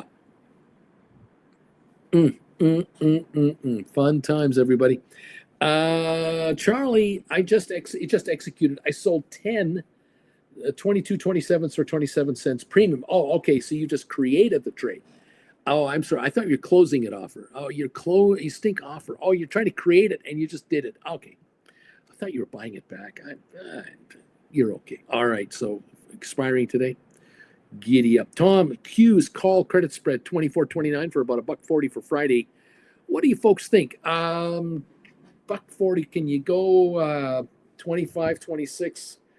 Can you go 25.20, 25.30? Can you go 26.31? Look at those for Friday. 24, $7 out. $9.10 out would be nicer. But Tom, if you're on it, I mean, you're on it. Okay, but maybe look at Thursday. Look at Wednesday expiry for those. What can you get for Wednesday? Is it within 20 cents? Write those instead. Don't go 40. Take 48 hours away. I would look for shorter term. See what you can do on that. If you can't go further up in price, go shorter in on time. Don't give them all that time. Give them less. Maybe that's the way to go on it. Just saying. How you doing, kids? Anybody making money out there? What kind of trades are you doing? How are they working out? 517.88 on Qs at the moment. The Dow down 318, 320 on the session so far. Okay, everybody? Giddy on up. So Charlie brought in $270, looking for a today expiry. Right on. Let's hope that works out for him. And well done on all of you out there who are grabbing some deals on some contracts and bringing in capital today. Nicely done. Give them as little time as possible and make them make the stock, the option as far out of the money as you can. That's the strategy right there. Okay. Giddy up. Oh, nicely done, everyone. Let's take a look at the question of the day. Now has attracted 219 responders. The thumbs up meter continues to climb. We're now going at 127 thumbs ups. They're clicking in. 226 of you are here. As 100 of you can easily hit the thumbs up button for us if you will become so inclined. Help us out. We've got 219 responders. 73% of you say, I know the minute I write a stock option, I've made money on this trade. I am now so comfortable in my option writing that the minute I create the trade, I know I'm making money. Just, yeah, it's a done deal. This is easy. Giddy up, everybody. Splair, I bought back my Canopy calls now, again with a gain, but I think selling the ones in my account where I have an average of 156, the money will be probably faster than the stocks. Susan Shops, I'm looking at triple Q, June 13, 540.36 for 54 cents. June 13, that would be okay. June, collect 540 on $4,000. Plan to be out in a few days later this week. Right on. Auntie Jen just showed up with Costco. Must be Monday. Costco sesame seed toasted grape jelly bagel. Oh, Jen, thank you so Your much. sesame seeds are toasted on the underside because it's the toaster again. Yeah, we're back to the toaster. Welcome, Auntie Jen. Could you help me out and top this up? And I'm done with that. That would help me with my voice. I'm losing it. A Splair, actually, only Aurora Canada had some good news lately. Susan, that's call credit spread on the Qs. I like that call credit spread, 36.40. Nice and ahead. Nice little return. Giddy up. And I like your thinking. I might be out of this in a couple of days. Look at the market. Absolutely. Charlie, lowered my cash secured put offer, and it hit also GameStop 30 Jan 26 cash secured paid me 610. Tom, triple Q's 26.31 Wednesday for 52.56. Giddy up, Tom. There's where you may want to be there. Splair, feels like Canada stonks will be going downside this year. Tom, just over 10% for 3 days. Yes, sir. Larry, good morning, Auntie Jen. Nico wrote triple Q call credit spreads expiring today. Good morning, Auntie Jen from Mandu. Velbus wrote an AI $25 recovery call for 91 on Wednesday. Last week, expired Friday, got exercise. We'll be buying back in, rewriting after it dips some more. Giddy up, Velbus. I heard good morning, Mandu. So good morning, Mandu. Jen is saying hi to all of you out there. We're alive. And Reggie, how'd you sleep last night? I had silly dreams when I first went to bed. Yeah. But then I settled in. How's that? I settled in. We're back to our bed. Yes. Life is good. Life is good. Definitely. Yes, definitely. And, no more snoring, no more snorting. And in the desert, it's now warm in the evenings, hot during the day. I can't open the windows. So we had the air conditioner on, and when it's on, it gets too cold. And when it goes off, it gets too hot. And so you're going from one to the other. Here, overnight lows are in the mid 40s right now. It's lovely. It's very nice, cooling off in here nicely, letting in some fresh air, feeling great. Yeah. I remember in the summer when I was a kid how we would track the sun. So you'd have these windows, blinds open, windows open, and as the sun moved around, you'd close the windows, pull down the blinds. Yeah. And then in the summer, we just lived in the basement. In those days, the 60s, man, the 60s. And the city would come and open hydrants for the kids. Yeah. Had to test them anyway. Yeah. Make sure the flow, keep the water flowing through. Play in the water. Nico sold 524, bought 531s, brought in 24 cents a contract. Wait a minute. Okay, we're at 517. You would have written 524s and you bought 531s. Yes, I'm sorry. Yeah, you're right. Yeah, you wrote 524s. You bought 531s. And I'm with it. I'm not with it, but I'm with it. More sugar. Get more sugar. 24-cent profit. Well, credit. As Zeta State, I have GameStop $35 strikes expiring June 25. Sold for $8.85, and now I can buy them back for $1.38. 10 contracts. Should I buy back or wait? Yeah, take your money.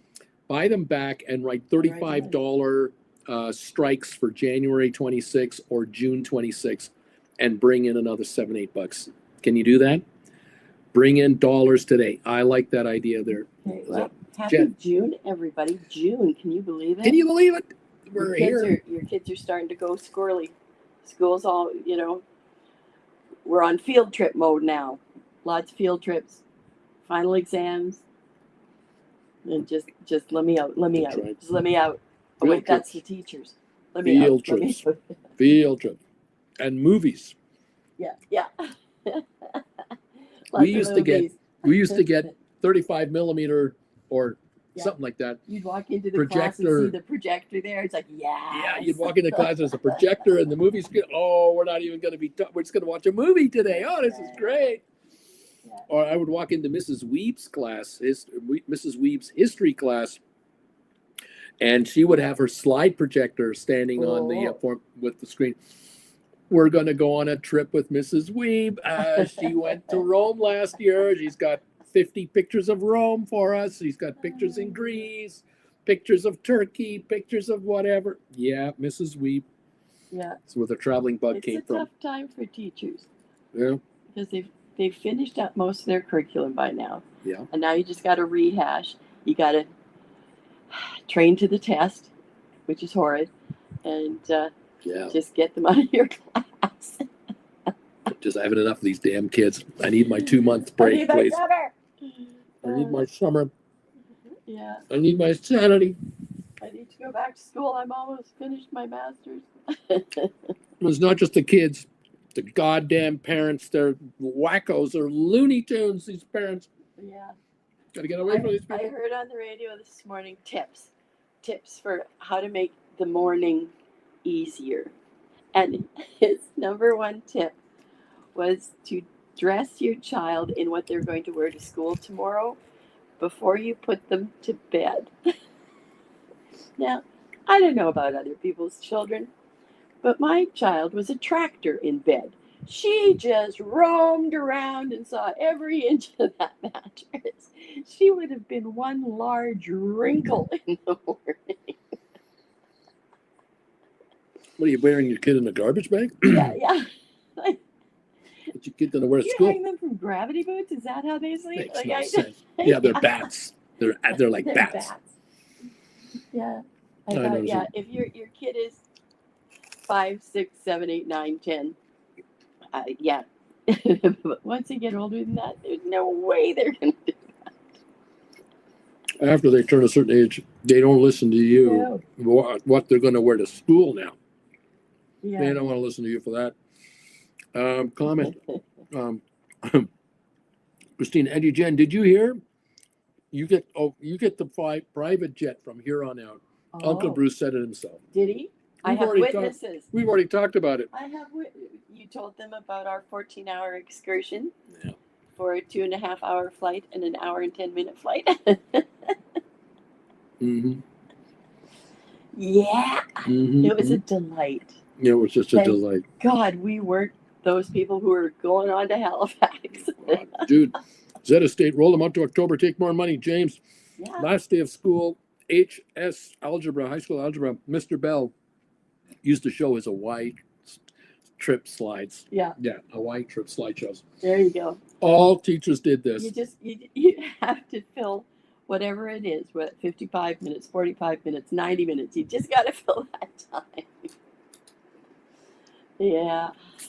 No question. And field trips. God bless field trips. Oh, my. Get them out for almost a whole day.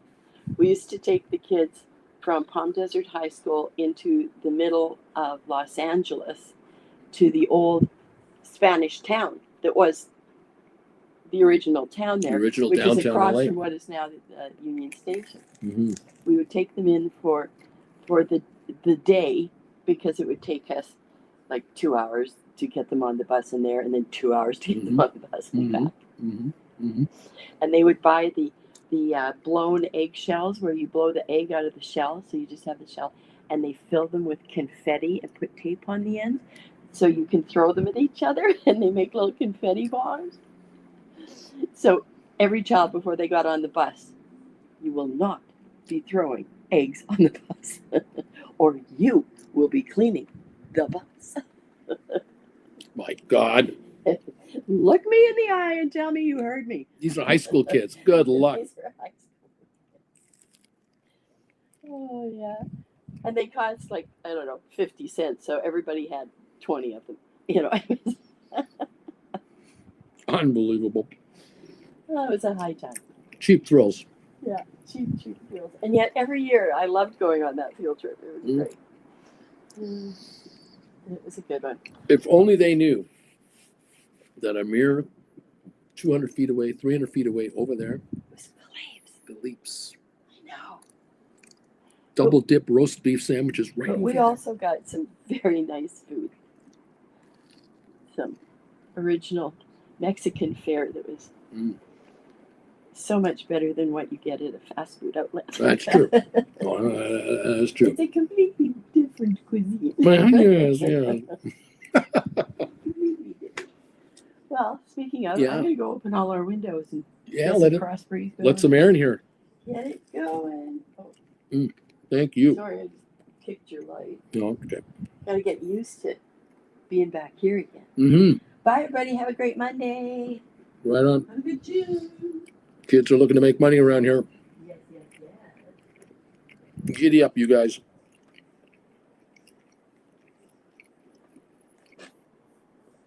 Taking dough from the innocents. 228 votes have come in for the question of the day. 135 thumbs ups are now in the house. Thank you, everybody. 73% are saying, I know I make money the minute I write options. The minute I write them, I've made money. No doubt. Giddy up.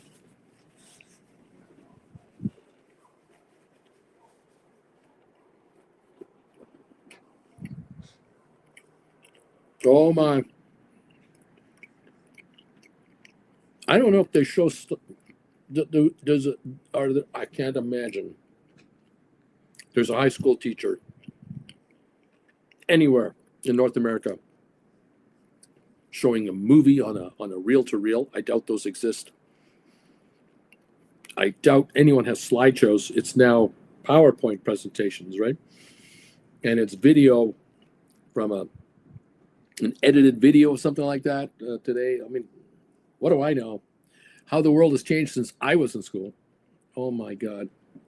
I remember graduating high school in 1974.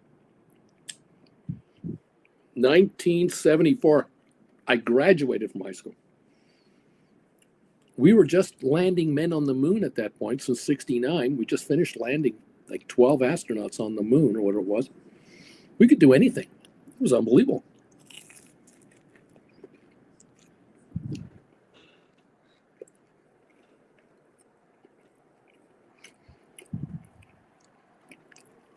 I remember a field trip we did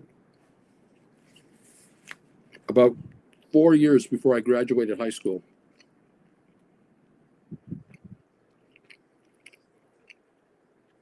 We went to the Ontario Science Museum. We were shown a demonstration of a laser.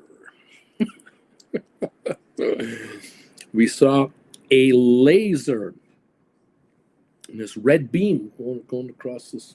It's all behind glass and stuff. This is going to change the world. We're looking at that going, how can a beam of light change the world? And even these guys at the museum were giving us rudimentary explanations of what this was. Within a decade, we had a fiber optic cable being laid across everywhere. Unbelievable. What a world. Okay. Christine, my kids sweet when they sleep. Hell no. They sweat. My kids sweat when they sleep. Hell no. Susan Shop, what is wrong with this Q call credit spread? Right. 530, 535 for an 89-cent credit, expiring June 9 for the week. 5 times brings in 456 for $2,500. Okay, so you write the 530, you buy the 535, 89-cent credit on a $5 swing, right? Spread. Yeah, there's nothing wrong with that trade. That's 900 on a 18% of your money. The only thing is the distance from the money, but 530.35 is relatively out. relatively a ways out. At $11 now. We're at $5.19 right now. But you might close this. You could could you possibly close this on Wednesday for a 50% gain or more? That's the question. And that would be the best part of this trade. Bobby, 1974, only 4 more years until my daddy gets the itch. I don't know what that means. Maybe $11 not far enough away. This is where I have trouble. How far away is enough? That's what I was just saying. Yeah.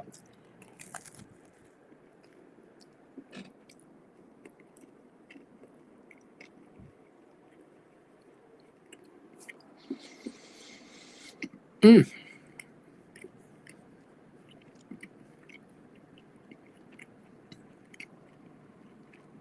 Mm, mm, mm, mm, mm.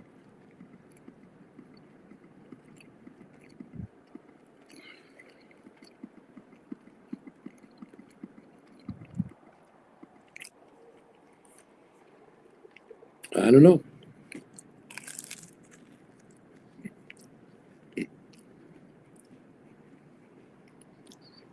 Mm.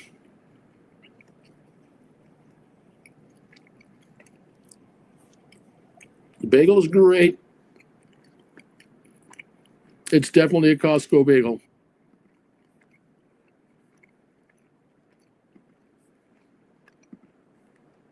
This bagel is much drier. It's more of a real bagel than down in Palm Desert. The bagels we get down there are very bready, like they're not die-hard bagels like this.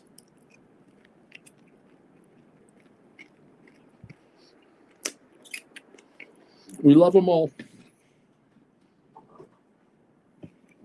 Mm. Thank you for joining me today. Welcome to the bagel front. Mm.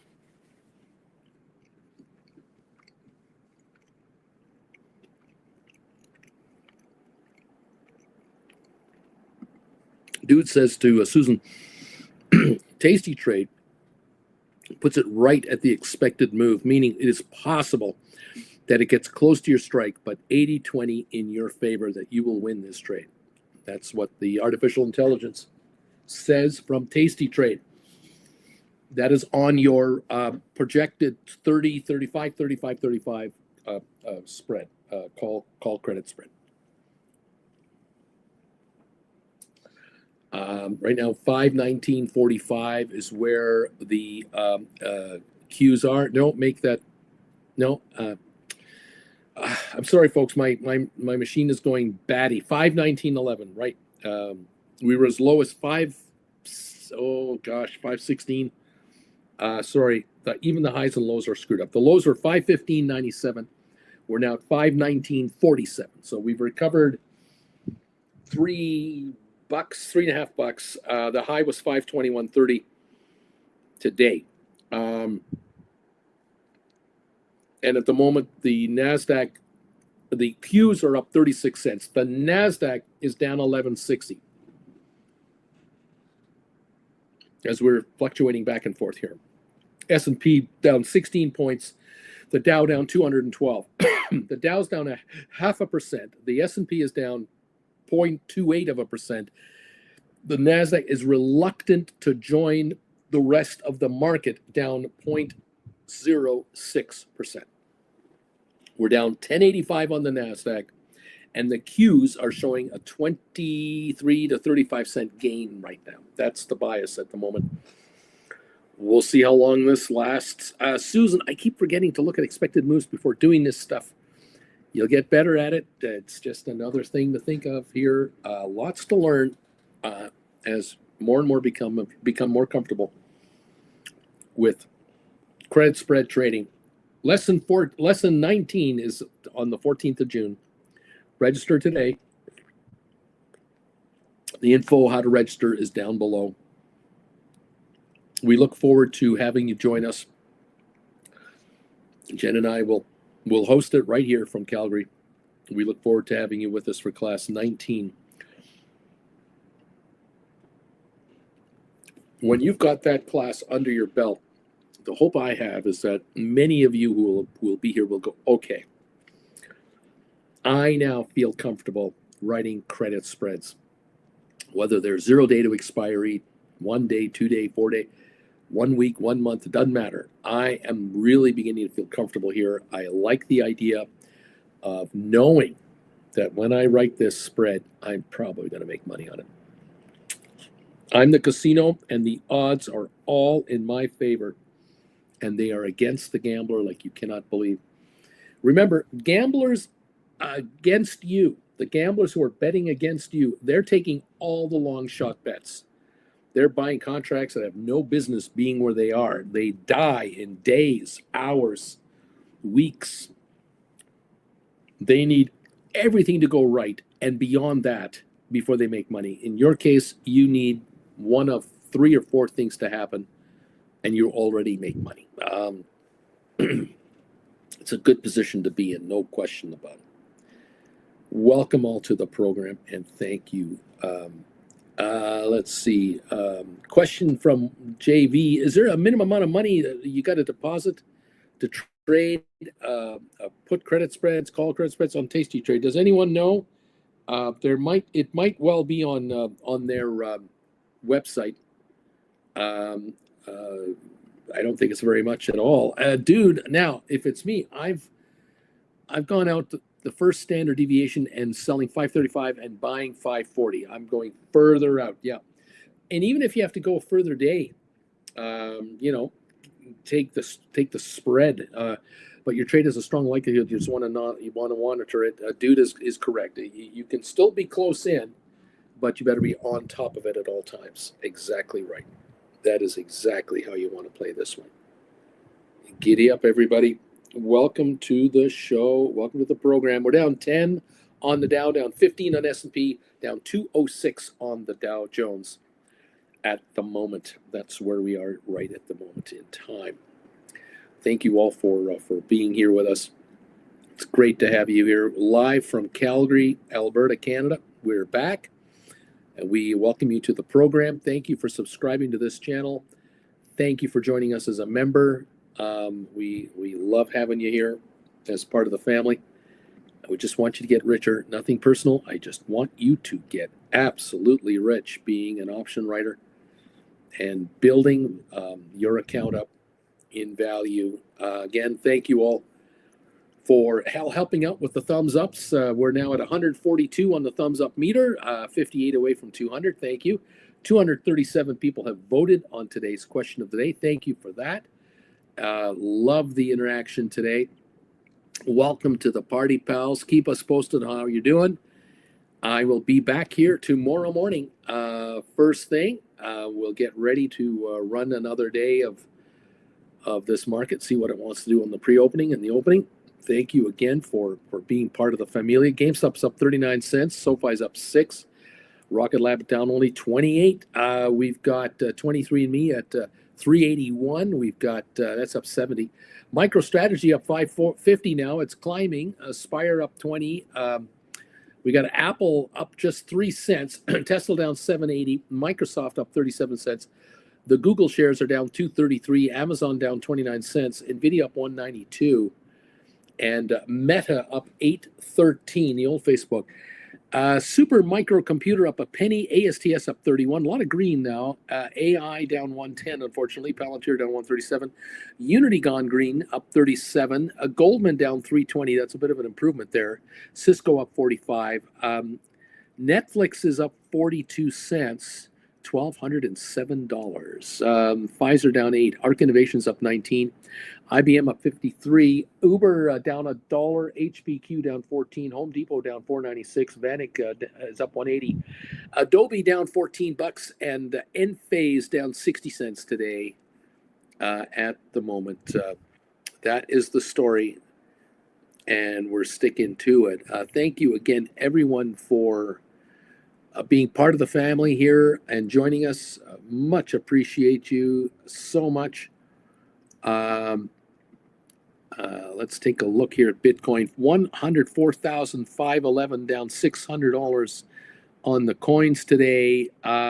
We've seen it over 105,500 almost 106,000, but we're now at 104,500, and that's about 500 over the low. We got on just under 104, but we're back to 104,500. Got a bit of a climb going right now. Maybe we'll have a break even on the day there. In Europe, the American dollar is losing a penny today. It's down to 114.50. That euro is climbing against the American dollar. The Japanese yen is climbing against the dollar, 1.4 cents. The UK pound is up a penny today, 135.6. Just 3 months ago, the UK pound 3 months ago was 126. Now it's 135, and the euro was 105, now at 114.5. The Swiss franc is climbing. It was at 90 cents 3 months ago. It's now 81.6. It's going higher. American dollar is losing here. Canadian dollar is climbing against the American dollar, 73 cents on the dollar as it continues to rise. It has moved up 8 cents in the overall conversion rate, which means from 67 to about 73. That's 5-6 cents net. Canadians are richer in the last 3 months than they were before. Amazing. It be what it be, kids. That's what it be. Alrighty, guys. Dollar weakens under more pressure under U.S.-China trade problems. That's the story. All right, guys. That's it from me. Guys, thank you so very much. Let's see. Cindy B says, remember, if you don't have over 25,000, you don't want to be a pattern day trader buying, selling same option on the same day. Charlie, thanks, Uncle Bruce. Have a great day, everybody. Neat emojis out there from Charlie. Have a relaxed day from Splair, Juan M, JM, and JV. Neat. J Gill, neat, Splair, neat. Andre Delatorre, ciao, Uncle Bruce from Napoli. And Hector, member for 46 months. Thank you. Dude, another metric for Bitcoin is the third month in a row the close has been up. So typically it doesn't sustain past 3 months. So most expect to chop this month. Richard and the emojis. Mike is saying thumbs to you. And Larry Titus, neat, Nico, neat. Thank you guys. Helping us out with the knee emojis, helping us out with thumbs ups, helping us out with the question of the day, and building engagement on this channel. 145 thumbs. Thank you all. And have a great rest of your session. Get a lot richer today, everybody. We'll see you here tomorrow morning, first thing for Tuesday, June 3rd tomorrow. In the meantime, take care, and we'll catch you next time. This is Bruce and Auntie Jen saying bye from Calgary. See you a little bit later. Thanks, Jeff. Thank you, Hector. See you guys later. Bye for now.